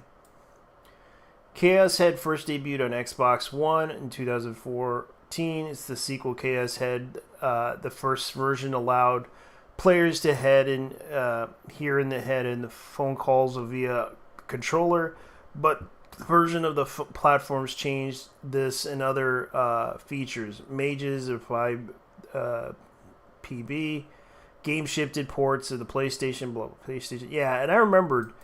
I never never thought that they would make the game, the visual novel thing. It's kind of a big surprise here because I didn't even know that they were going to make a Chaos Head based on an anime, based on a visual novel. That's interesting. And oh yeah, Dragon Maid, because one of our viewers, yeah. Did you know that? Oh, there we go. This Kobayashi Dragon Maid Jane debuts on the 24th, so it's a shoot 'em up for the. I'm guessing so. It's gonna be exclusive to the PlayStation 4. Yeah, it's a side-scrolling shoot 'em up. Yep, based on Kobayashi Kobayashi. Yeah. Just call it by the English name, all right? Yeah, Miss Kobayashi Dragon Maid. Oh, Cool Kyoshinja's This Kobayashi Dragon Maid manga. Sakura Yoshu Kongoro Breath. So it says here, the limited edition of the physical package edition will include a guidebook, bonus exclusive manga by 4 creators, and a white Schwartz PR card and exclusive illustrated bots. Cool. So, I might just get the Switch version of this. And it's never coming, and it's not coming on PC because, god damn it! Yeah, the fucking Japan yeah is not into PC gaming, unlike China. Yeah, because they don't really consider that market to be a big deal. Yeah, Toonami is really desperate to air their 3D animated series Blade Runner. Oh, that's. Oh wait, that was days ago. Yeah, that was on Black Friday. Yeah. I was looking around the TV guide. Yeah. And I was like, the fuck? Wait, who the fuck did this? And then I found out Blade Runner was written by Shinichiro Watanabe. The same man responsible for Cowboy Bebop and, of all things, Samurai Champloo. Yeah, he did. And Space Dandy. And Space Dandy, because he likes to do comedy. But seriously, he's the director of the 2017 Blade Runner Blackout short film. Yeah, that was a good one. I actually have it on Blu-ray because it comes with because I bought the special edition version for 2044. Or is it?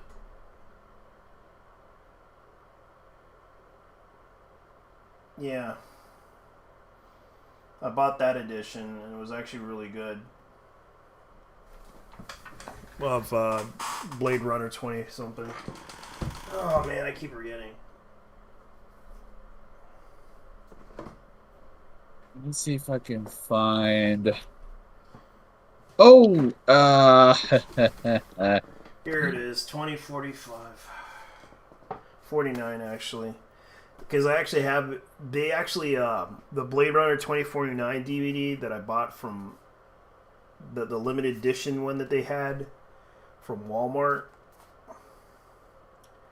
I bought that and it was actually pretty interesting. Comes with this like metal steel kit that they had.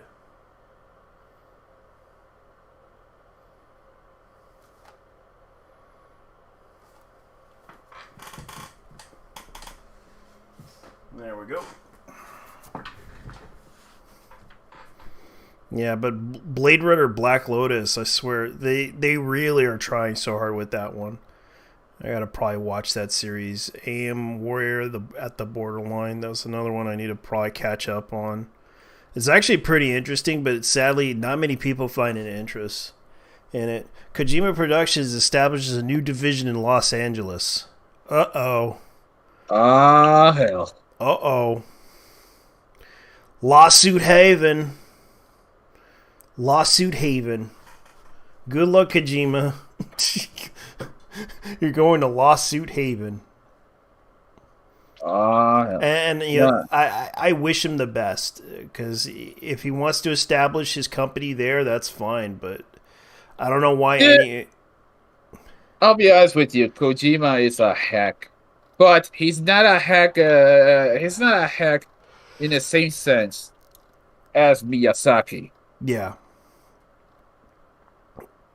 Yes, there is a very unpopular opinion calling him a hack because Metal Gear Solid. He did Solid. How can you even shit on him, bro? I don't know what to tell you, but outside, I played Metal Gear Solid 3 and 1. That's about as far as I've gone. Yeah. Oh, okay. So we got Tomokazu Seki as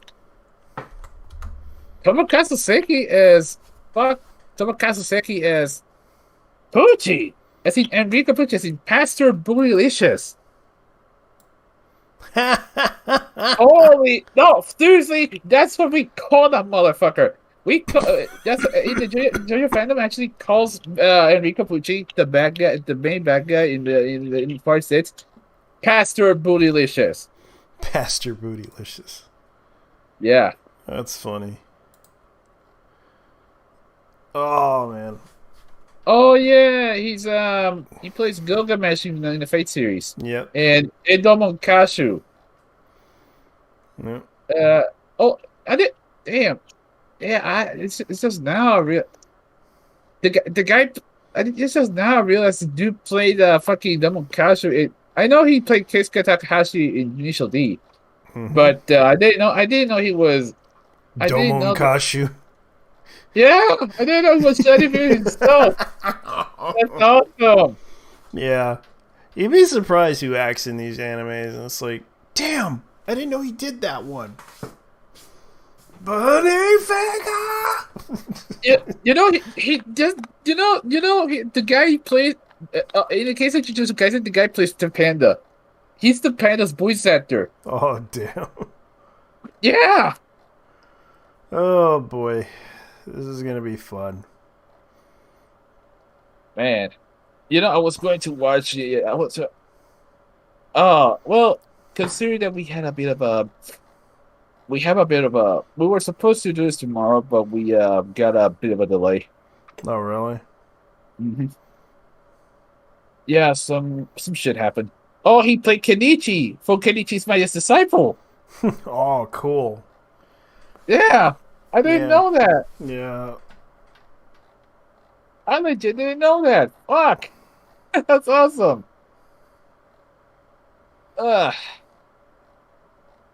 Let's see. I probably should watch that suit.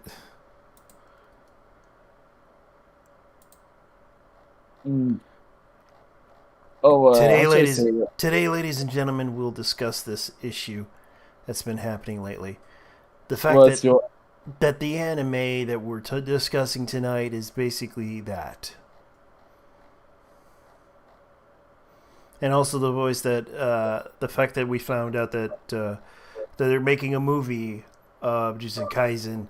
There will be a season 2 as well, but they're going to have to release the movie. And Jujutsu Kaisen, by coincidence, happens to be the post 1018 anime from November. Yep. Season 1. Yeah, it kind of reminds me too much like another anime. Let me guess. Yu Yu Hakusho? Yeah. Because it has some Yu Yu Hakusho. Yeah, it has the Yu Yu Hakusho type of feel to it. Yeah, it's even chaotic like Yu Yu Hakusho. And I don't know if you noticed, but Satoru, the teacher in that show, legit reminds me of Kakashi Hatake from Naruto. Seriously? Yeah, Kakashi Sensei. Look, take a look at his hair. Take a look at the man's. Yeah, I think the artist, I think the manga artist did read all those mangas. It's funny. The Judy, the main character, actually does a reference to a real life celebrity. Of all people, he introduced himself in one scene as, her name is okay, I forget the man's last name. My name is Yuji Itadori. I'm into women like Jennifer Lawrence. Oh God. No, seriously. Like, what the fuck, bro? Yo! Imagine going and meeting somebody just to say that line. Hi, my name is Yuji Itadori. I'm into women like Jennifer Lawrence. Nice to meet you.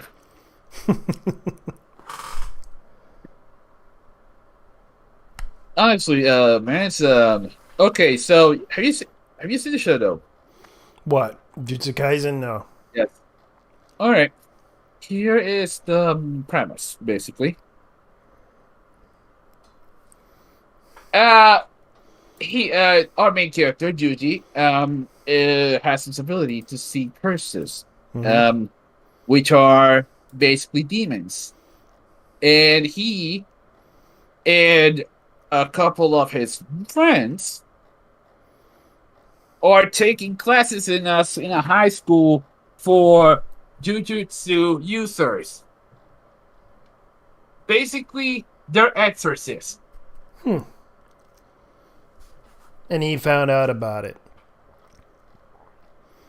Yeah, basically they're exorcists, and how should I say this? It's done by none other than Studio Mappa. Same people who are working on the final season of Attack on Titan. And of all things, I found out that that Mappa is doing the animation adaptation for Chainsaw Man. Yeah, I heard. Yeah, Chainsaw Man. I mean, I heard some hype about it. I didn't know there was going to be an animation. Well, I mean, it was eventually. I mean, it was going to happen. But yeah, Chainsaw Man is coming soon to an anime experience site near you. I mean, the premise of Chainsaw Man is ridiculous. I mean, yeah, motherfucking uses a chainsaw as a weapon.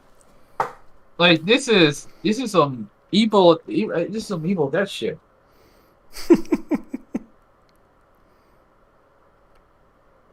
So, anyways, they have to use. Anyways, these people use. They have to fight these demons, and they use Jujutsu happens to be cursed energy. And here's the thing: he has to find the fingers, all 20 fingers of this dude named Sakuma. Who was probably some fucking murderer. So I know he was. So basically Yuji, once he eats a finger, he becomes possessed by that spirit. So he has to collect all the fingers. Yes. That's weird. And no, he has to eat them. All of them, consume all of them. Oh snap! So they're gonna plan on releasing the Metabots season 1 through 3. Wasn't that one dubbed by a Canadian company?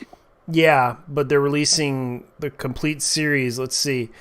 Published Discotek Media Blu-ray, spoken English, none subtitles, genre action, comedy, science, which is the 4Kids dub, but it's sold out. Metabots. I remember watching that. Yeah, I watched it too. And then I remember they aired the other episodes on the Family Channel, aka the Fox Family Channel. Well, holy shit! Yeah. Yeah, it is actually. It was dubbed by Ocean. Yeah.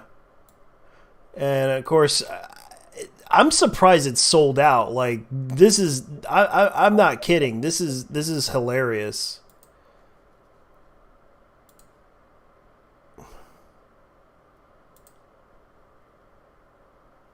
I'm guessing it was butchered.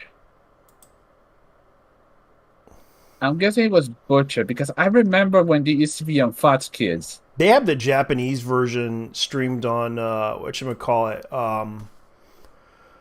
What was that website?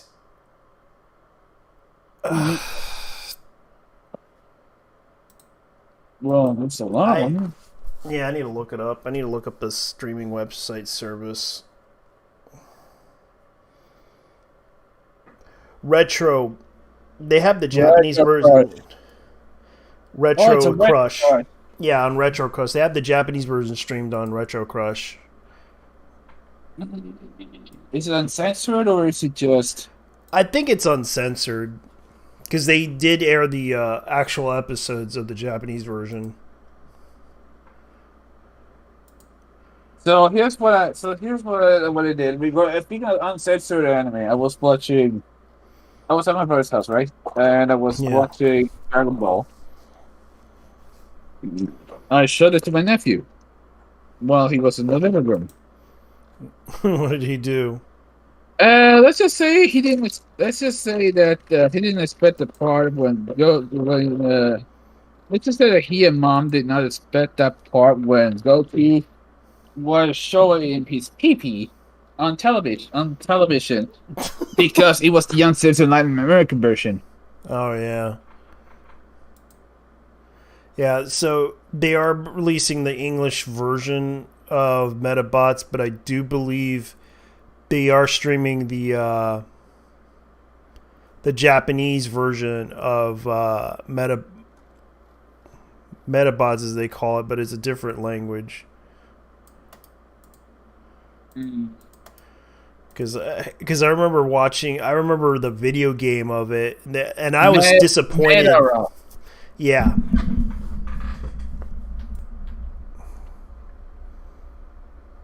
So it ends up known as Medaroto. Medaroto. Yeah. So it says here that only three Metabot games were they came out in America. Yep. Kotobukiya did plastic models. Base Media licensed the manga. Yeah. But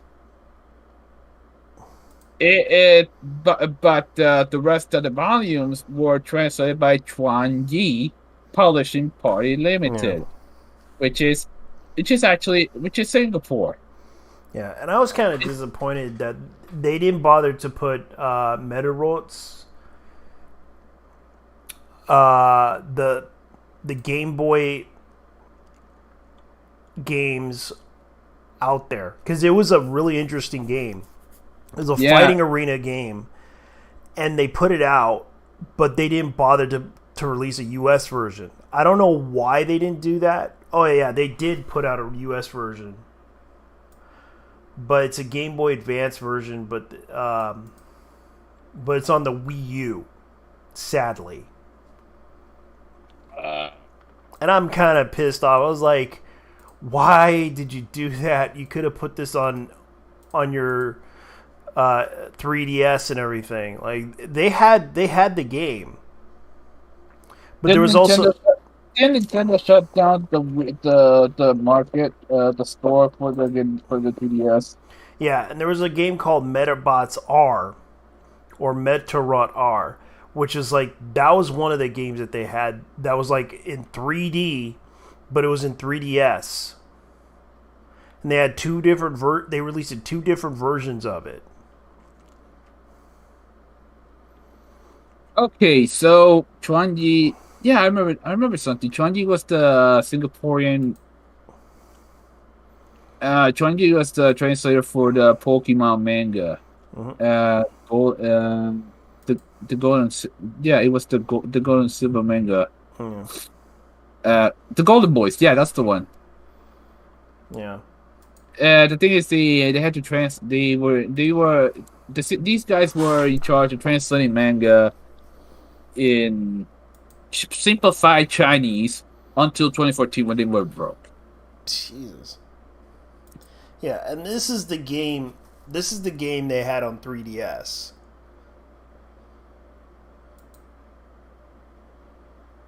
Like, you know what I realized a couple of years ago. I was watching Gyro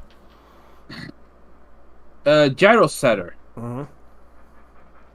And in instant that they had a 3DS game. Yeah.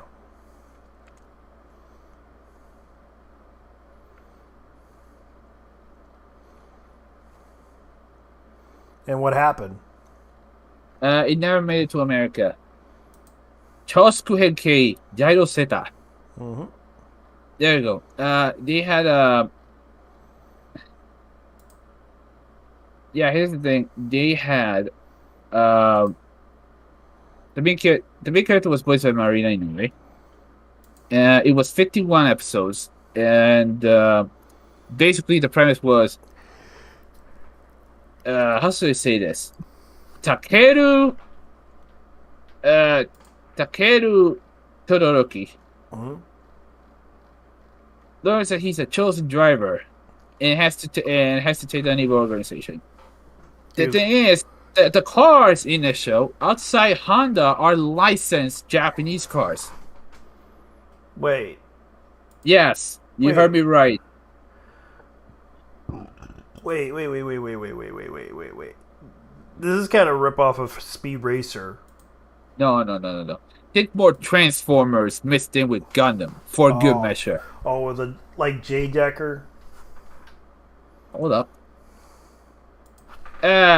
They had an arcade cabinet, which, insane enough, used to transform them from a car to a mecha. Brave series. Hold on. Brave Police Jay Decker. That's one of the ones, but they call it the Brave series because they had transformable cars like that, like Transformers. But they had Jay Decker, that's like a law enforcement police officer. Hold on, let me send you the trailer. All right, because if I'm not familiar with it, it's kind of. I wouldn't say it's actually pretty obscure, but they had an the arcade game was developed by Square Enix. The anime was actually based on the Square Enix game. I mean, this was it also came out on the 3DS.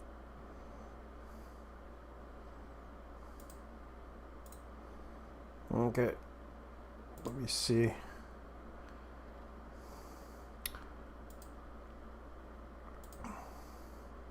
Okay, this is gonna be. Dang it! I hate those Raid Shadow Legend advertisements. They constantly they have too much. They have too much. Like, they have too many advertisements for it. Like, even YouTubers are getting paid to do advertisements for this thing, and I'm just like. The only tolerable one is the ones that come down to the dust. That's it. Raid Shadow Legends. The game. The anime trailer arcade.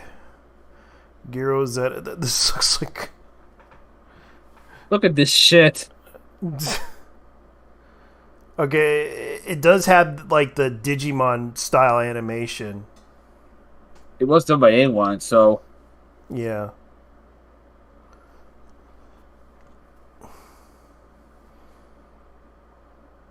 I'll be honest, the battle music is pretty fucking hype, in my personal opinion.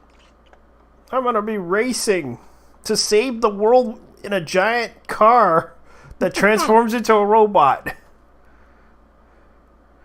It's kind of like Mask in a way, except it isn't. Oh, it's it gets even deeper. I have to admit, this is actually I should really watch this show.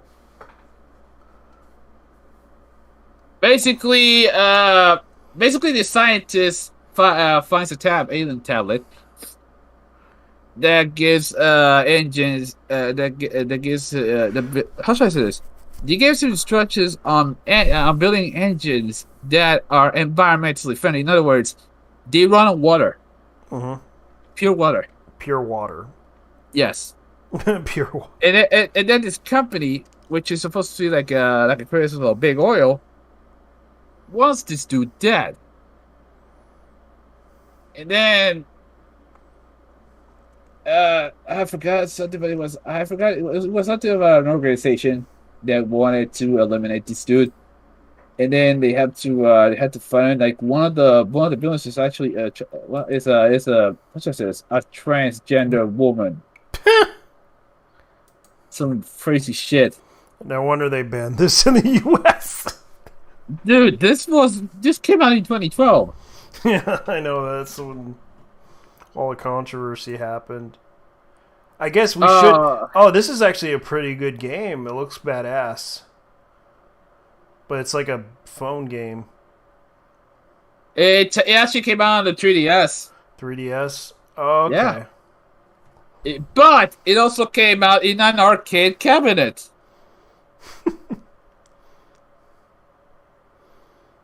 Yeah, I could see that they're...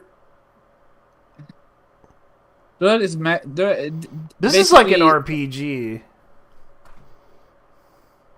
Yeah. I mean, you have to level up your car robot. So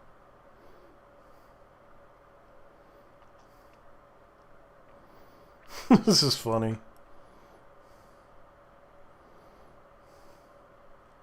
Yeah, take a look at that. That is the fucking cabinet. Yeah, I'm looking at the trailer. It's not a bad looking trailer. One half is racing. One half is racing, and one half of it's RPG.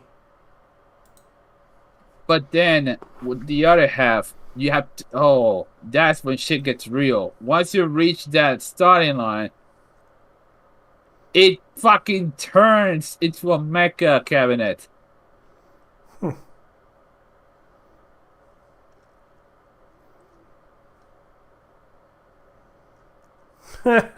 Nissan, Honda. Oh yeah. No, Honda isn't in this. Honda isn't in this, unfortunately. Mitsubishi.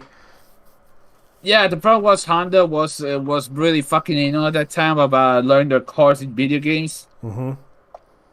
So, not just street racing, but also for just about anything else. They need to relax and realize, hey, this was years ago. Toyota pulled that same shit years ago. But they let them do this.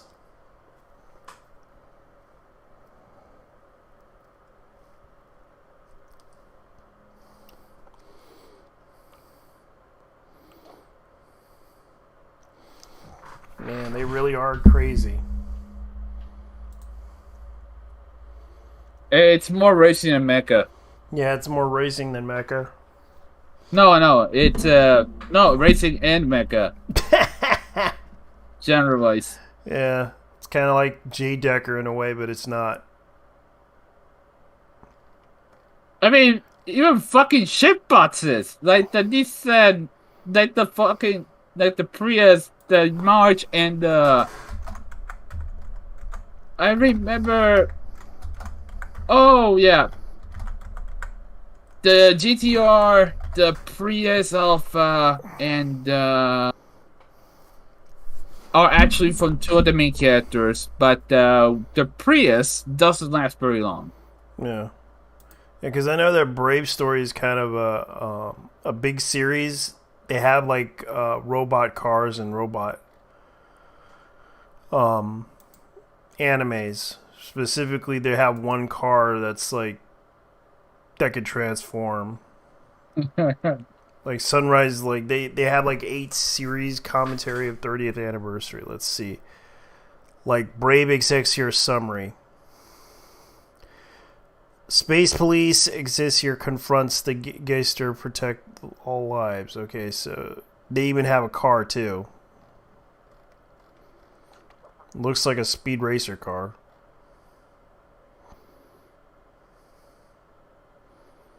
Let's see. I probably should watch all the Brave series just to see how it is, because I never watched them all. But I might just give it a try.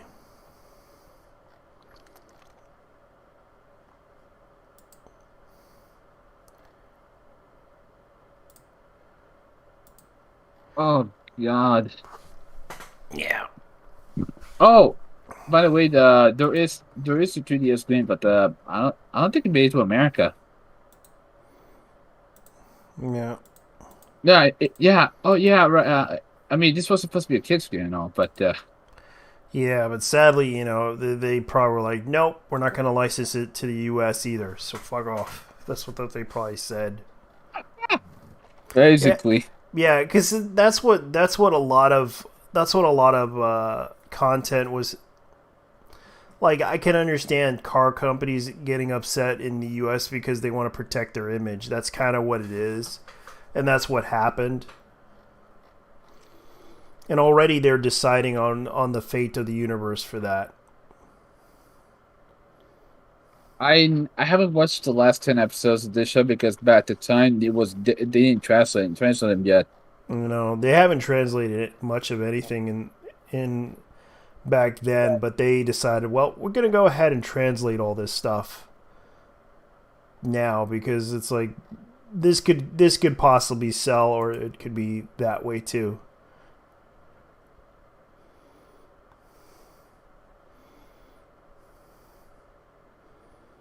Take a look. That's I sent you the footage for the 3DS version.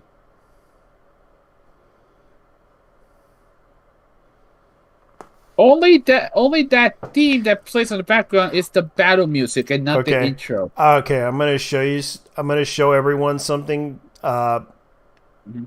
Language is going to be used in this. Bad language is going to be used in this, so be aware. This is what we're going to be looking at. A meme that everyone's upset about. Alright, let's see how bad is this.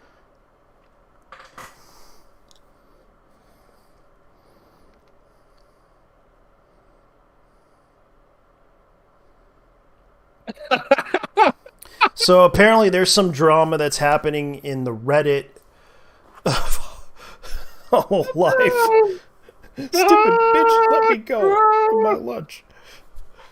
/ holy fucking shit. I hate the huge fucking chunk of you actually displaying the encouraged pedophilic tendencies towards our home and meme. Like, there's some drama that's happening right now. Like, you zoom that real quick. This is some TLDR leftist meme shit. Yeah. You people need to stop defending lolly shit. It's not okay. You should not be allowed to be normalizing it. Just to be clear, anyone in the comments post defending pedophilia get free permaban. We do not want you, and we will not accept you. I find myself uncomfortable with some posts. I recognize none of, like, they really. The fucking phone. This is coming from someone whose name is Garfield's Cop Slut. I think this is a troll post. No, it's actually from. Oh God, dude, scroll up. Yeah. Hold up. Scroll down a bit. Bob Gaming. This is who's okay, buddy. Hololive. Dude. What? Ah! Let me. All right. Scroll down. I want to read this comment I found. Until I tell you, scroll down. Damn.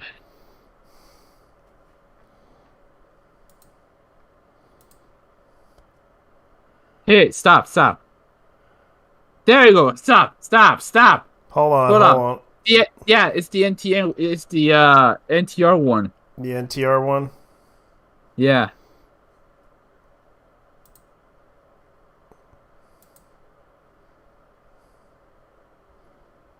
If there's anything, I love NTR.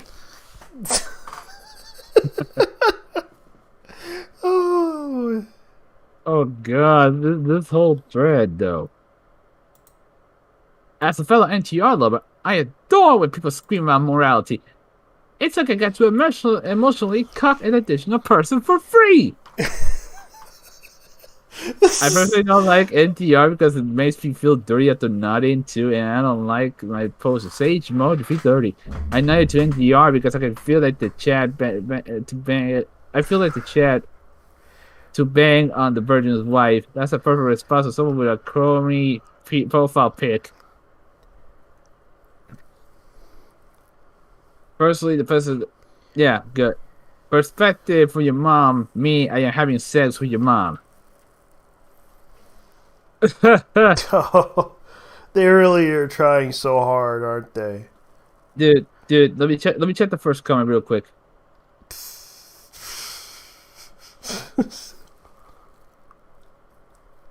Fucking hell. Yeah. I may contain inappropriate language. Names and all. As a fellow NTR lover, I adore when people scream about it. It's like I get emotionally cut. Like, oh, there we go. It's kind of the whole Hollow Live thing. And this is on Hollow Live, buddy. I lower normie to casuals like at NTR is the worst thing that could happen to a doujin. Oh, there we go. If there's anything I love NTR is about Vanilla Fast coping seed. Hollow Live but for retards. Oh yeah. Oh yeah, that could definitely. Please do not try to use ERM and acknowledge the art looks like this is ridiculous. Like they're just shit posting stuff. ERM. They're just shit posting.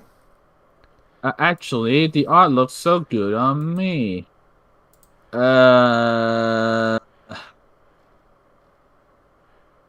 Boy, I feel bad. I really do feel bad. Like this is just ridiculously bad. No. Don't feel bad. These people, I legit feel like I lost some brain cells. All right, so Gyrosphere is an RPG. It's a turn-based RPG.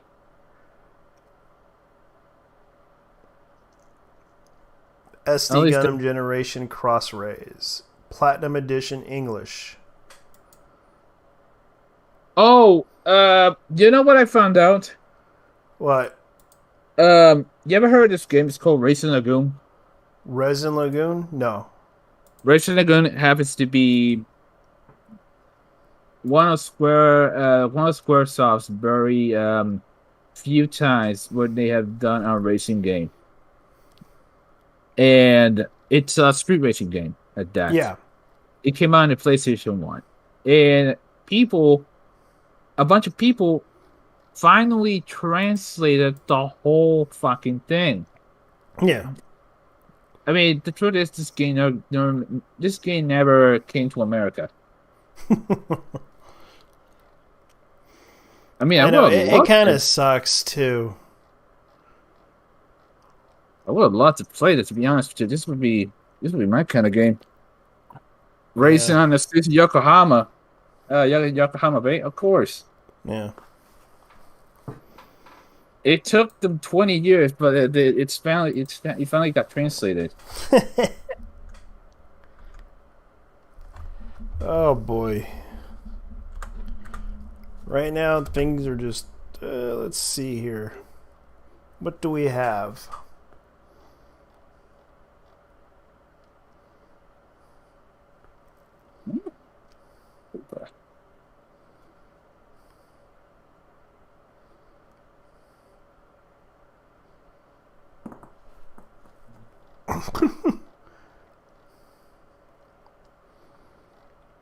Oh boy, it's kind of crazy. Like, oh boy.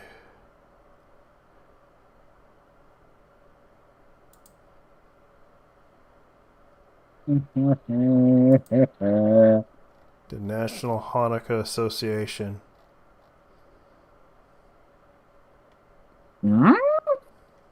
I'm looking at some Twitter feeds, like they're talking about the National Hanukkah Association. Hold the phone. Alright, National Hanukkah. Hanukkah. Oh, Hanukkah. Fuck. Never mind. Okay, what does people... Okay, what did they say this time? Nothing, it's just some Christmas thing. They're getting ready. They're getting ready to come and see because fucking... I mean, 8 days. I mean, you got 8 days, and then you got 1 day compared to 1 day. I am a Christmas supremacist, good sir. The 8-bit Christmas now streaming. Oh, speaking of, there was did you hear about this woke ass movie from in Netflix that was supposed to be like they were shitting on Christmas or some shit? No. And it absolutely fucking failed. Yeah, it actually fucking failed. Okay, so regarding YouTube, all I did was watch. Okay, so Johnny Rotten has a Mad Lads. I have yet to watch that. I probably should.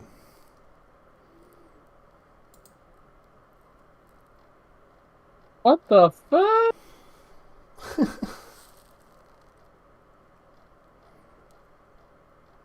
Is that JT? Yeah. Pause on Super Fight. Tell me that doesn't resemble a fucking dick with 2 balls when you watch this.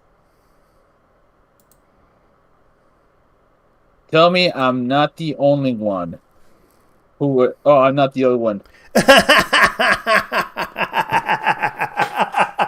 Yeah, that mathematical problem. Yeah, it does. They did not just... C equals 8. Oh, God. They did not just do that. Holy yeah, shit. They did. God damn. Let's see, like, C equals 8. Yeah, and when you ship it together, oh yeah, God. like I'm looking at that, like I can't believe that the regular show did that.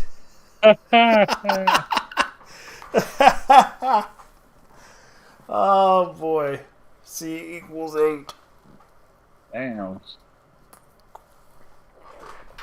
Maybe I should have watched this episode, this show if it wasn't so. It's not a bad series. I did watch it, although like it's a shame that it didn't get much of a popular push, but it was actually entertaining as a series. I mean, let's be honest here. You got more. I think the reason why this show sucked ass as well was Mordecai. That's. Of all things, the man was a simp. Yeah. Simp. Mordecai's a simp. He's the definition of simp. Okay, so Retro Crush is $4.99. Retro Crush, they have like all the classic animes.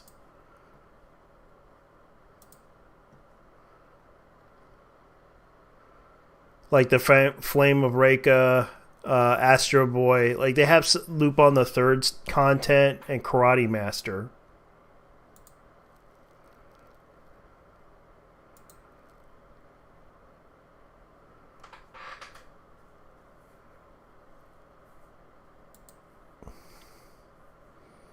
Well, they got Tetsunuchin 28, and they got Tetsunuchin 28, and they have Nadesco. They have the movie Nadesco. They have Utena. Revolutionary Girl Utena. Fatal Fury, the Oba series. I'll show you. They only have like the classic animes. Yeah, you told me before. Yeah, so it's basically the whole premium thing is kind of like if you want to pay for the premium crap, it's basically this.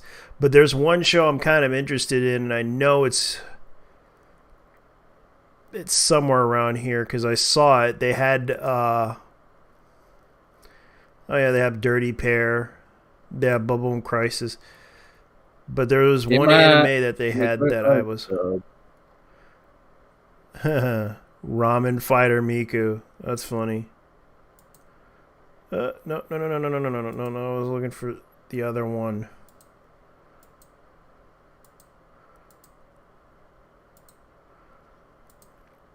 Fighter Mickey.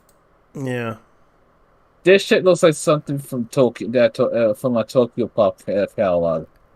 Yeah, I mean, this is pretty much Tokyo Pop, but they have some old animes here and there. That's pretty much what they have.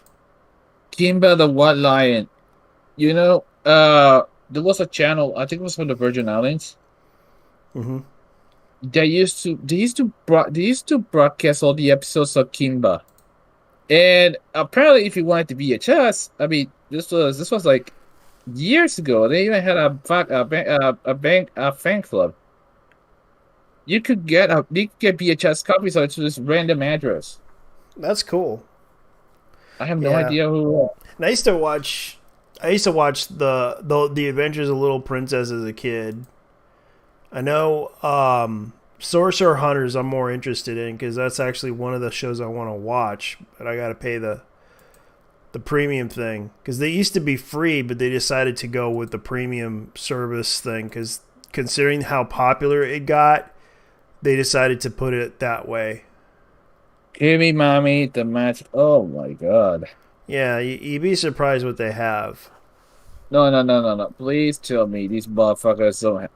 I wonder if these people have premium Mickey Momo. They probably do. Or they probably don't. You want to bet? Let's see. Endless Orbit SSX. In other words, yes, Captain. What's his name? Harlow? Or was it? Yeah. Here it is. Mickey Momo versus Creamy Miami. Creamy Mommy. Oh, that's the movie, but I was talking about the series. The series? Yeah. Let's look.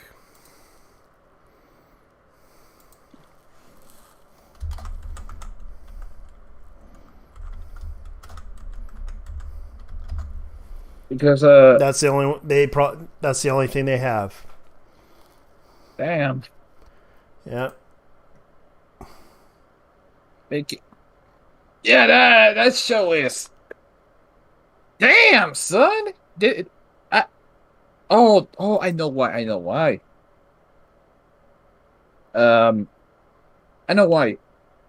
This is for Kenny Lauderdale mentioned that if you watch the final episode of Mickey Momo, earthquakes will happen.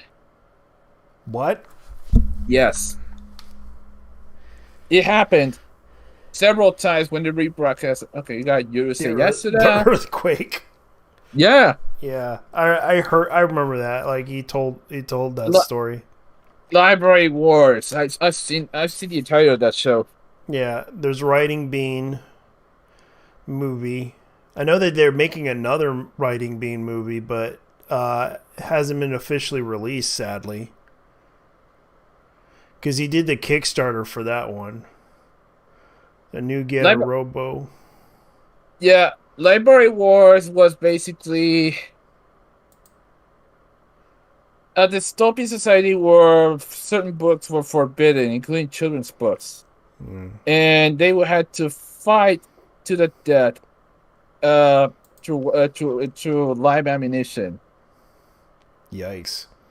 Yeah, it's crazy as shit, and it's something. As a matter of fact, here it is. Some of this shit it's happening.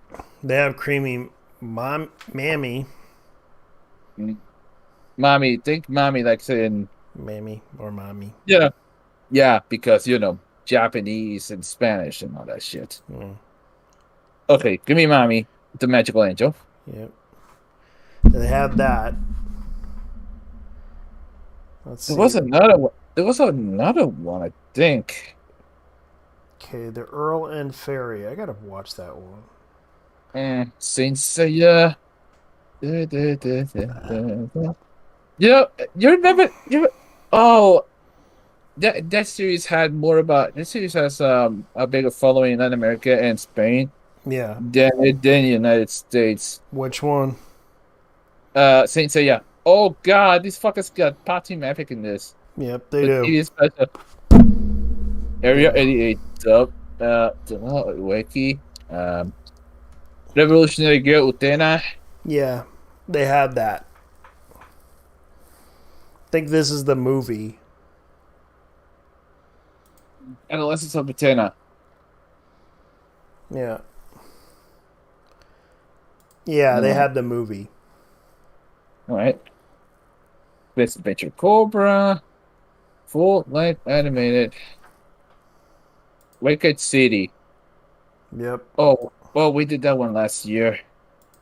It's Wicked City and they mostly have like the license, but this is all licensed by Digital Management. These are old animes that they got from ADV and other places. Like you may recognize this one.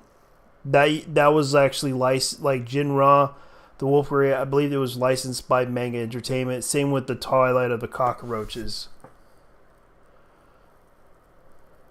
I know Blue Seed was licensed to something else. I forgot which company. Unico in the other Magic. Let's see. Dragon Half. Tomorrow's Joe or that's for the Ashito no Joe series. Yeah. Dragon Half. Yeah, and they have some loop on the third stuff. Holy fucking shit! These fuckers got Barefoot Gun in this. Go Shogun, Time Traveler. Dude, Barefoot Gun was ridiculous. Barefoot. Yeah, they have part 2. I never seen the second part. I've seen the first one. Yeah, I've seen Cat. Lily Cat. I've seen that one. Lily Cat. Yeah, it's a horror. It's like horror. It's like a horror movie. It's kind of like Aliens in a way, but it's not. Okay. City Hunter. I'm well aware of that one. But I never. I mean, how many episodes does City Hunter, the original OG City Hunter? I think it was an OVA series. Oh, I see that. Oh, if I ever get to check it out, well, let's see. The Tree Must.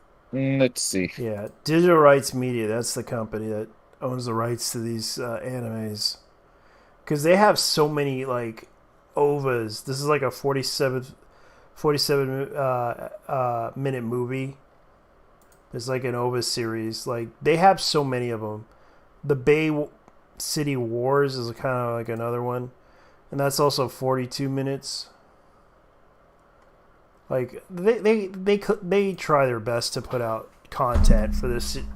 And they even had the Street Fighter cartoon show.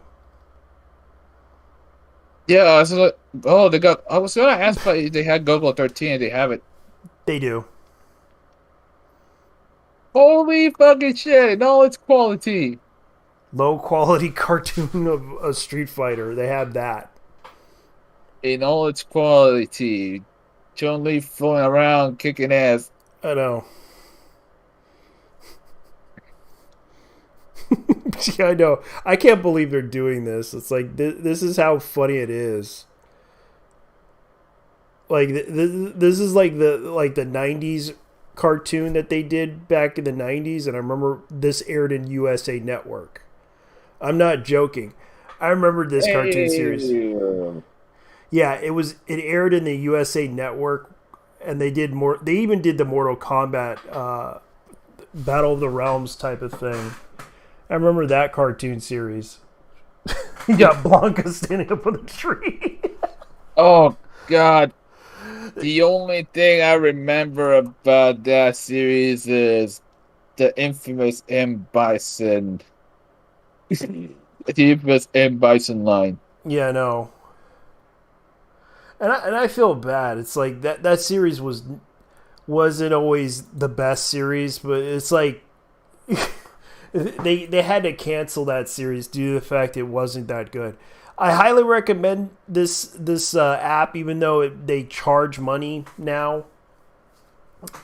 Yes. I know. That's where all the good memes came from that show. It had like low quality. Like they have like that thing was quality, my dude. Especially when the synth starts playing in. I know. That thing actually created memes. That cartoon series created memes. It did. So let's see what else they have. Gravitation. That's that anime about the a rock band and one of its members is gay. And it's a hilarious series. What? Let me guess. This was done by Clamp, wasn't it? No. Hold up. Check to see it. Gravitation.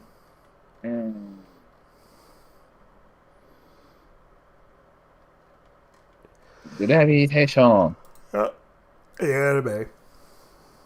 Alright. Gravitation.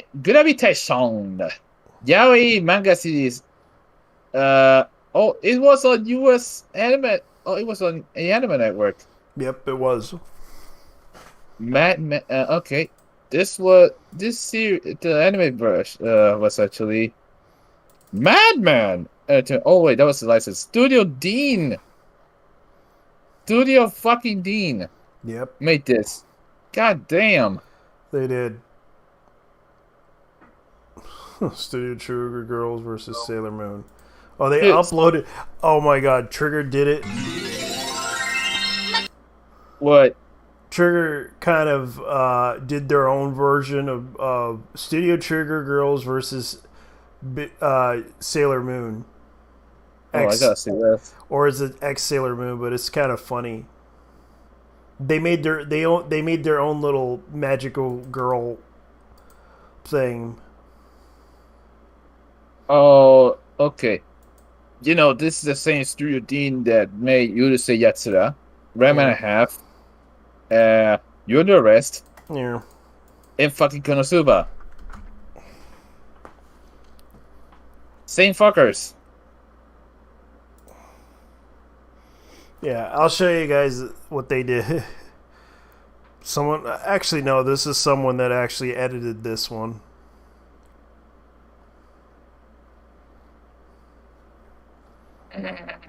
Yeah, I'll show you guys. Someone actually did an edit of it. It's really cool.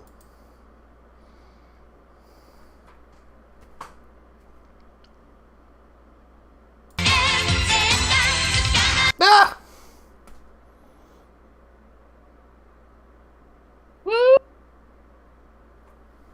Studio Trigger Girls is Bishoujo Senshi Sailor Moon. Size of the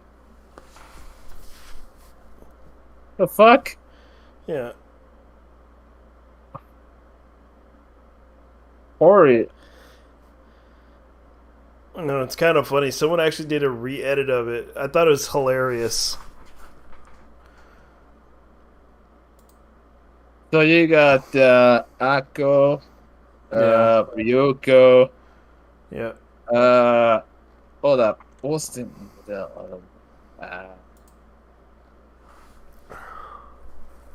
Damn, I forgot her name.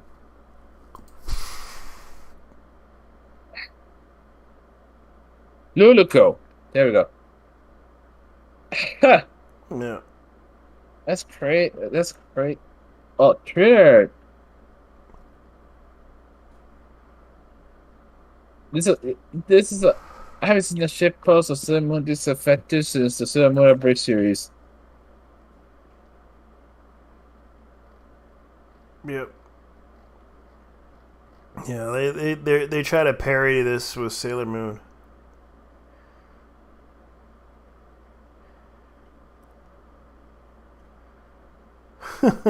Oh, this is funny. This is funny.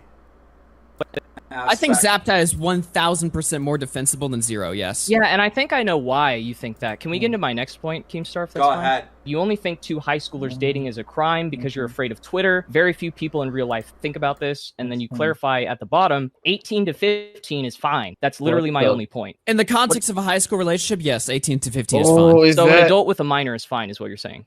No. I'm That's talking literally about high what you're schoolers. saying. Well, I mean, legally, yes, an 18-year-old would be an not adult, but I'm saying in a high school context, then yeah, I agree with that. An 18-year-old is an adult. Yes, technically an 18-year-old is an adult, and in this specific context, you admit that the context doesn't make what your brother did more right or more wrong, correct? There's nothing surprising about that statement. Well, how about a 5-year age gap? Let's go to my next one. That's terrible. This guy's talking about the only reason why I'm replying is because I see another stupid witch hunt in the works. The kid is 19 years old and the other is 14. I mean, it's gross, sure, but people acting like he's a pedo are fucking stupid. The one like on this tweet is from Red Fox Comms. So I liked the tweet in 2020, and that's indicative of my values. You don't think I just fucking casually what do you saw think and about didn't it? think too shit about it? I disagree. 19-year-old and a 14-year-old? No, that's absolutely wrong and pedophilic. Then why did you like a tweet saying it's not pedophilic? I have no fucking idea. I probably liked 1,000. I probably like 30,000 fucking tweets. That's not indicative of what Are I you on fucking Benadryl or think. something? Are you on Benadryl? So a senior dating a freshman is something that, on its own face value, I don't necessarily have an issue with. I think all that's right? weird as fuck. That's creepy. Okay. I That don't fight think didn't even people come that close. even you previously Really. admit are dangerous or were a previous harm to children or who are guilty of committing a pedophilic action should be making Can you videos. admit right now that especially Smash Zaptai was videos. a harm to children?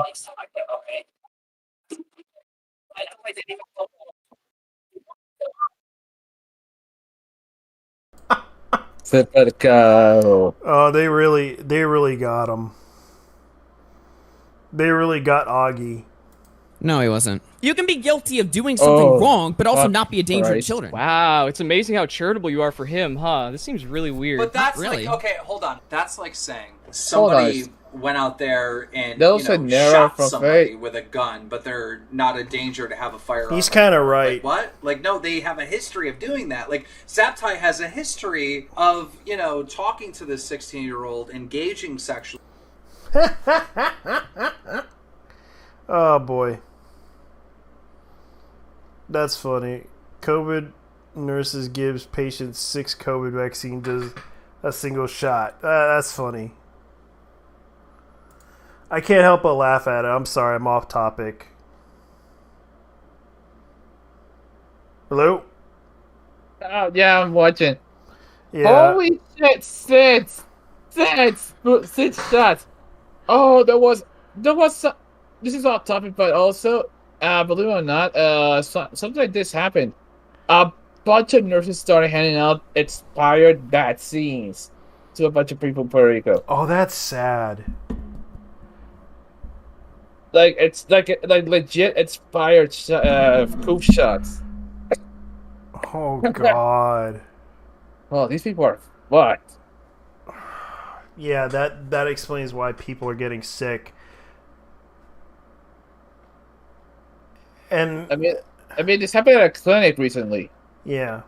I was like, Jesus, man, damn. Yeah, now they got to get the shot again, and that's kind of stupid. Yeah, these motherfuckers want me to get the 3rd shot. I told them, dude, why do I need a 3rd shot?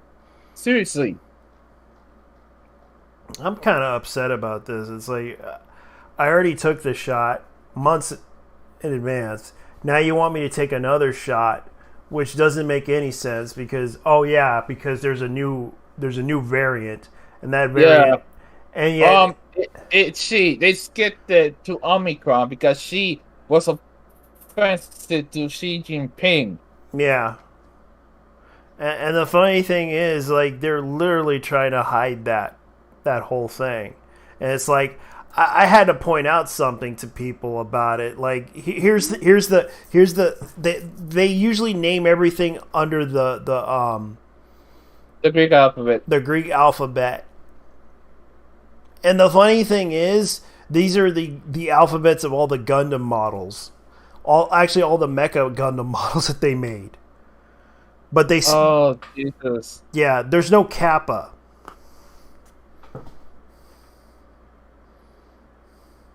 Ironically enough, that is actually how GM has been... Funny enough, that's actually how General Motors labels the car platforms. Yeah. Kappa, Lambda, Epsilon, Omega... yeah, and they call Eta, they have the new virus. They have the Mu virus, but they skipped and called it Omicron virus. Because the WHO is that deep in Xi Jinping's asshole. Yeah. So Pi is not going to be in there. Rho is not going to be there. Sigma is not going to be there. Tau is going to be Epsilon, P, Chi.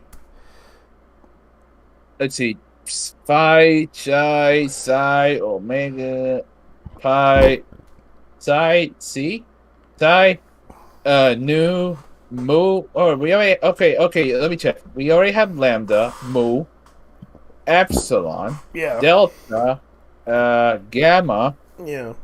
The OG one was called Gamma. Yeah, and they didn't even bother to call the other one Kappa.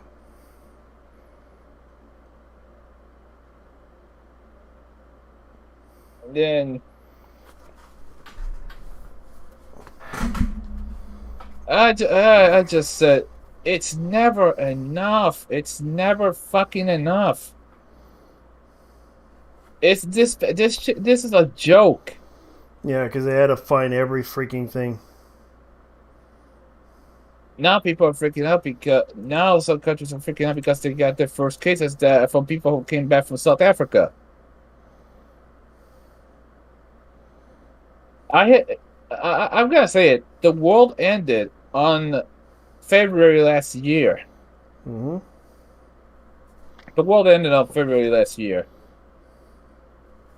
And the apocalypse was not World War III. It wasn't. It wasn't World War III. It wasn't.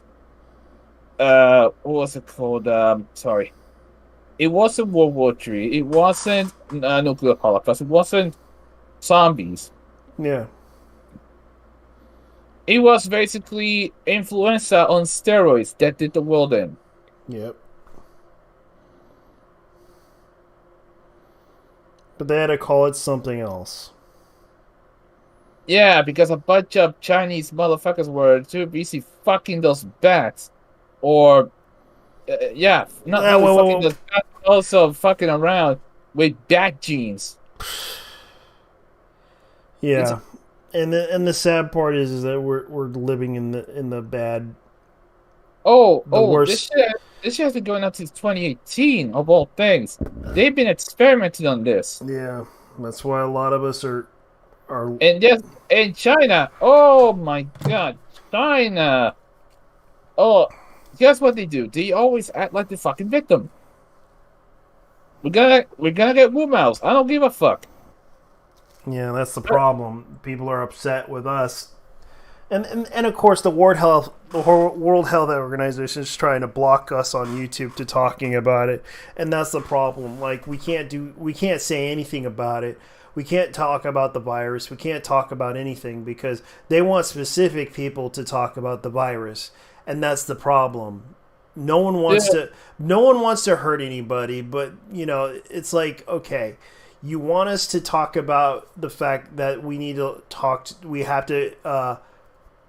have medical experts, but those medical experts got called out for what they were doing was wrong, especially the experiments were wrong.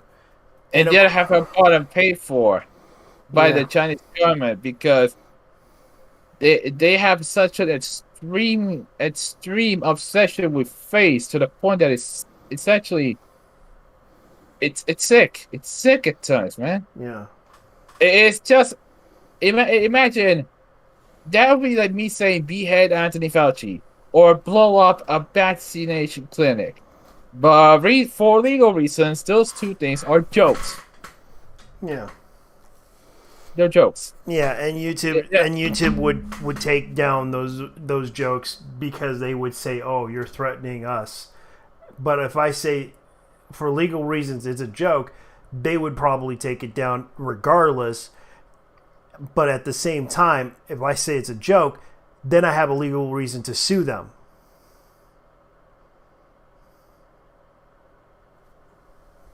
Yeah, basically. Yeah, I'm surprised that Timcast has not been banned for worse things. Yeah, because he had to say like if I say it's an allegation against a person, keep this in mind. Rightfully so, because sometimes some people get accused of some things, and people get upset when I say it's an allegation.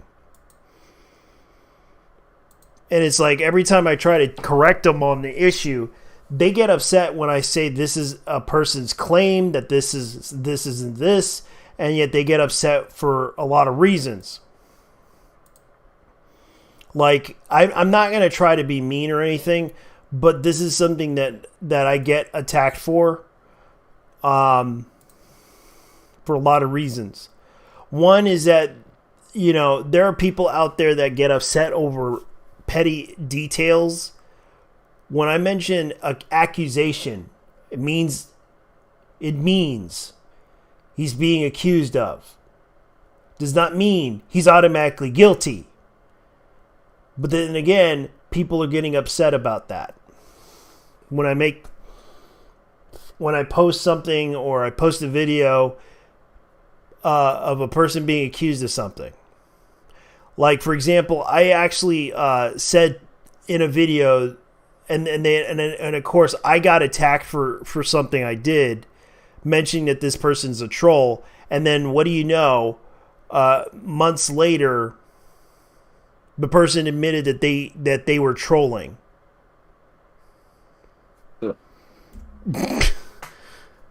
Yeah, because I got attacked for what's her name?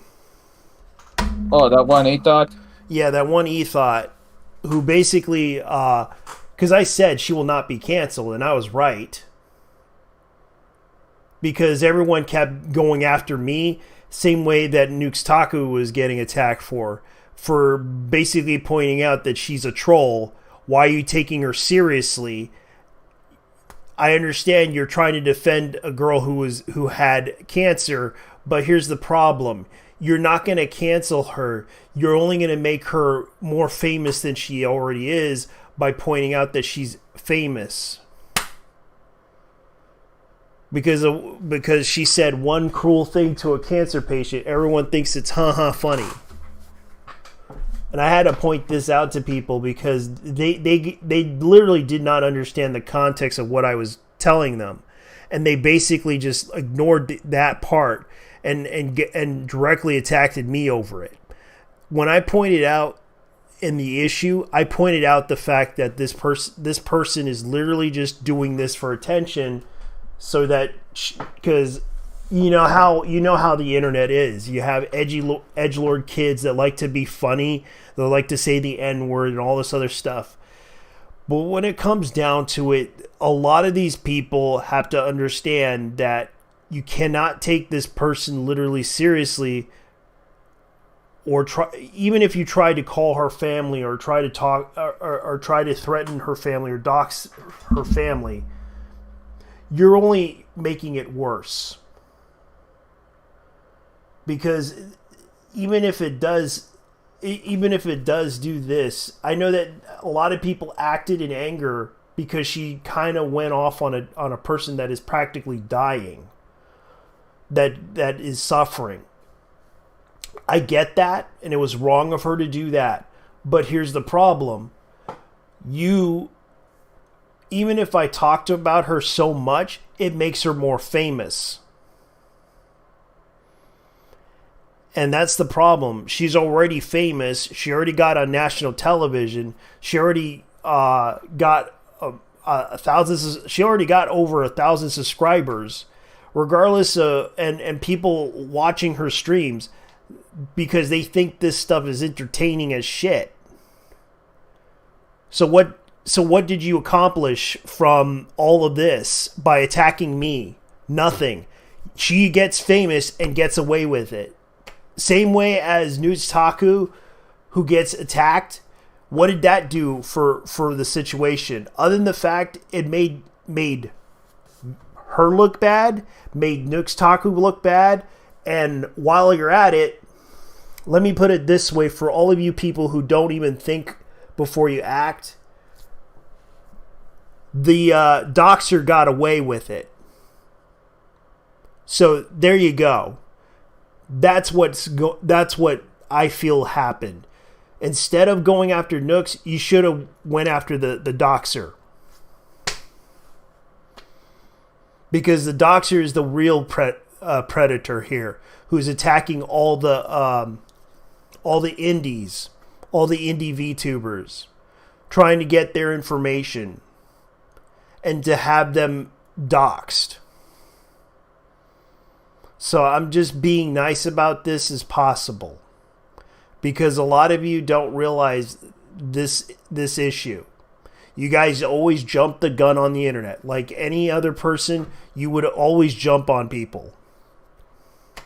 If they said something stupid on the internet or they said something angry, yeah, some of them probably deserve it. But it is debatable. You could have corrected them on it. You could have said something about it. That's pretty much how it works. And that's pretty much what I will say right now. Go ahead, man. I was just checking something out. Yeah. Yeah, because I got shitted on when I made that video about her.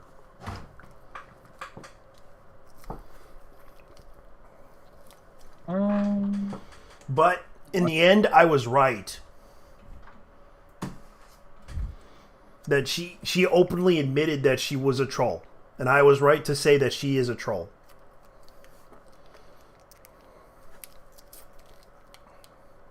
Oh my god. Some people are just... Yeah, she's a dumb troll. That's the thing. Like, people don't realize, like, it's like they get upset over petty issues, and and yet what did they accomplish from her getting banned off of YouTube or banned off of Instagram or whatever account she makes up? She's gonna get away with it regardless, because even she and you'd be surprised.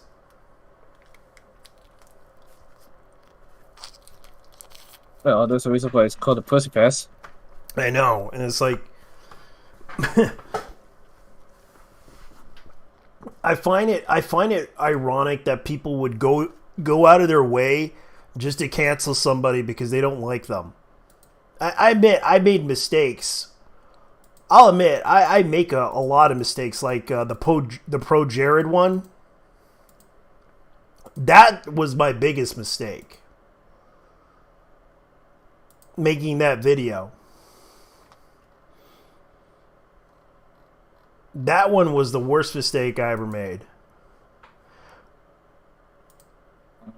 Oh yeah, I gotta show you something. Huh? Look at that. Alright, I'll send it to you right now. Hold on. Let me go ahead and... Fuck.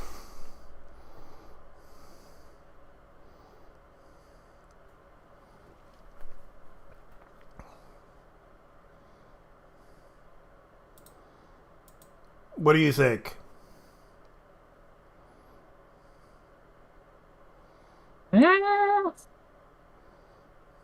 Oh. Okay, let me see if I can watch it.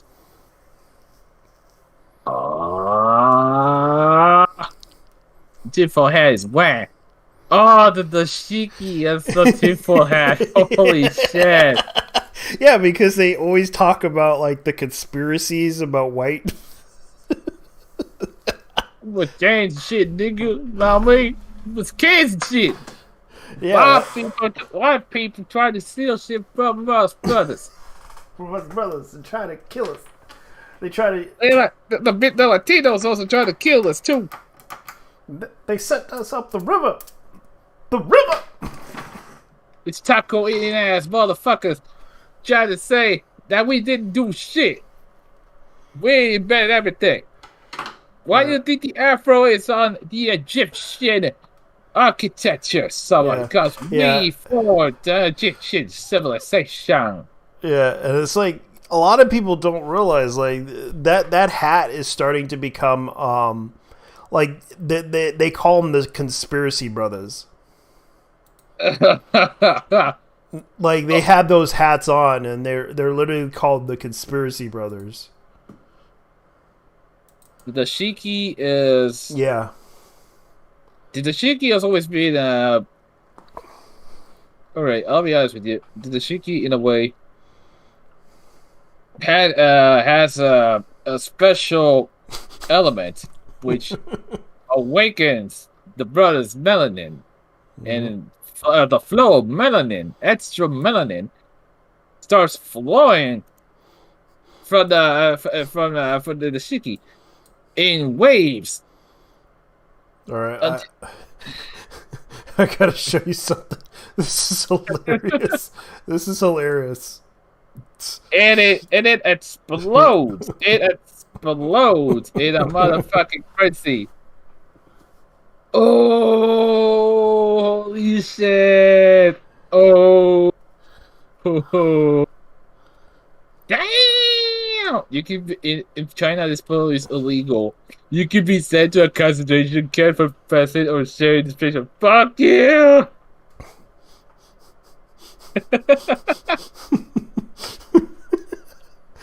This thing is crazy. Hey. Oh, you know what's crazy? I learned from White in Surfer City that the dude has an English name. Oh, really? Yeah, his name is Ryan. Ryan. Yeah, she's name is Ryan, and you should see. Oh, you think that's ridiculous? Oh my god, I can't believe that's Xi Jinping. I can't believe that's actually Xi Jinping. That's probably in someone. In a game suit. Yeah. My god. What did Kojima post? What did Kojima post? Oh, GT, there's something I have to show you. This happened. Yeah. Recently at the Guangzhou Auto Show.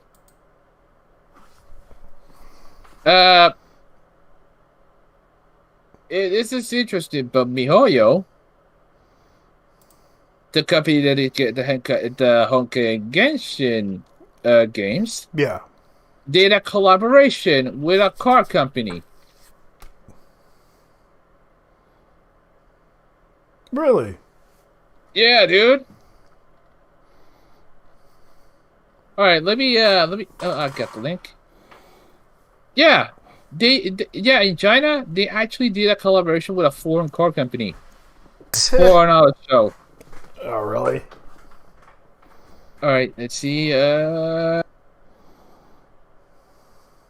Guess who it is? Oh God, I forgot her name. Barbara. So they basically are putting Genshin Impact car in there. Okay. No. Hold on. MiHoYo did a joint venture with Cadillac. That's right. Cadillac. As in the GM luxury brand. Yeah. They brought 4 Itasha Cadillac CT4s to the Guangzhou Auto Show. It's crazy. One of them, and apparently, Okay, so here's what they did. They did one for Xiao, they did one for Shanling, one for Keqing, and the last one being Barbara. You could see them from November 19th or to the 28th in the Canton Fair Complex. Oh, really? They also did a social media giveaway on the Weibo, which you'll be able to win free character stands. Other participating characters by telling them which Tasha car is your favorite. Paint car. It literally means paint car. You also describe parts of career with NHL fictional characters, mostly anime characters, with their names so derogatory that unlock part of this anime subculture. With many decorated cars and bikes, even please the video games. Jesus. I had a few. And I fucking love trolling people with touch decorated cars. Oh, and I'll be honest with you, I am biased, but well, Xiao's a dude. Mm-hmm. But okay, so Xiao's a dude. Yeah. But he's also a fucking melee. Despite the fact that he's also overpowered as a fucking other type. But my personal favorite, and I'm fucking biased here, is Barbara's. Because I never expected to see shit. At least from Yo-Yo. From Yo-Yo themselves. GM's China division is weird as hell. Yeah, it is. I love it.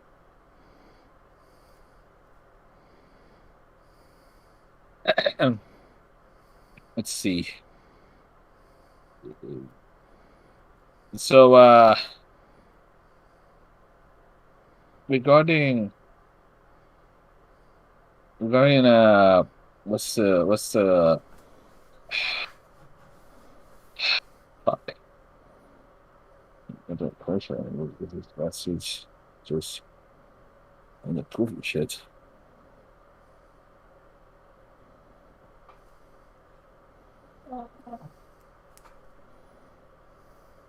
Oh, but hold up. Not only did they show the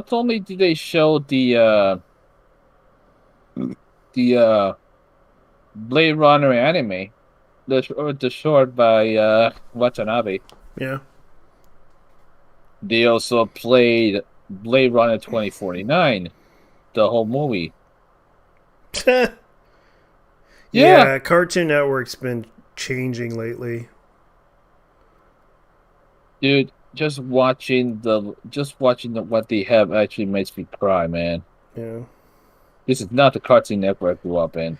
Yeah, this is kind of sad because they've been going out of business for a long. They basically went out of business. I mean, honestly, you guys went from showing shit like Billy and Mandy, the Flintstones, Johnny Bravo, to fucking Teen Titans and some random ass Beam Out cartoon. Yeah. For 5 fucking hours. 5 fucking hours.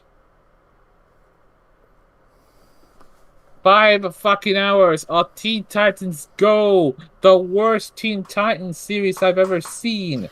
They marathon that thing. Dude. They marathon that series. I don't know why they did it, but they did it. Dude. Why? Why in the fuck? Why in the fuck is this a thing? Why in the fuck do these people have to play this fucking series constantly? Look at that. It's either Looney Tunes for kids. Yeah, early on. Yeah. My nephew is one of my 8-year-old nephew. He doesn't even fucking watch that shit. What else? Yeah, there we go. Why in the fuck do I have to watch that but Teen Titans Go? Why do these kids have to watch this shit? You're basically thinking, oh, this is an insult. You're actually telling them these fucking Zoomers will watch whatever crap we shed out of our collective asses. Yeah. Honestly, Cartoon Network is a fucking insult to their existence. You know. I would like nothing. That's why I stopped watching their network.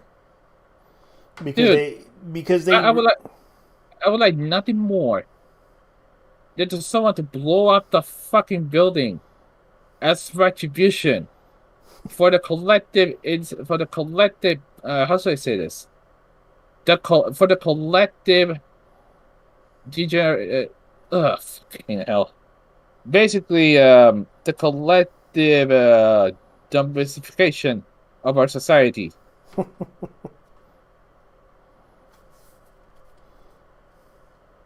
It's overwhelming. It's absolutely fucking overwhelming.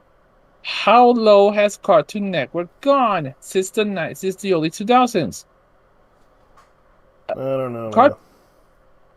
And Boomerang. What about Boomerang? Oh, no. Boomerang? More like the Scooby-Doo channel. Because that's all they play in there. That's all they got in there. Scooby-Doo.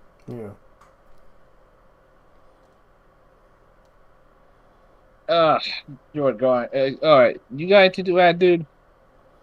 Yeah, I'm gonna end this.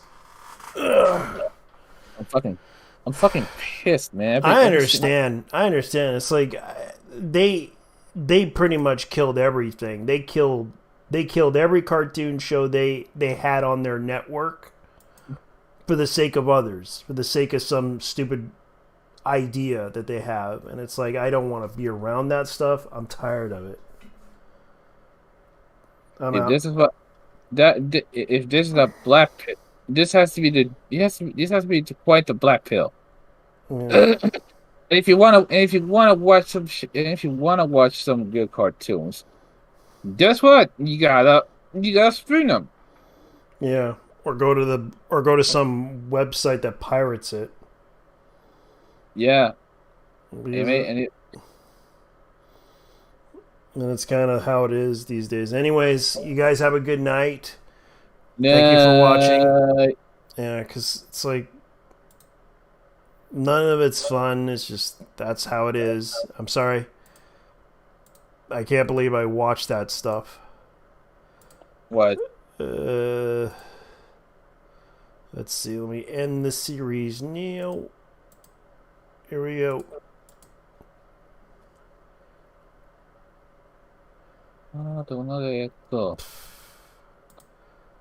End the stream.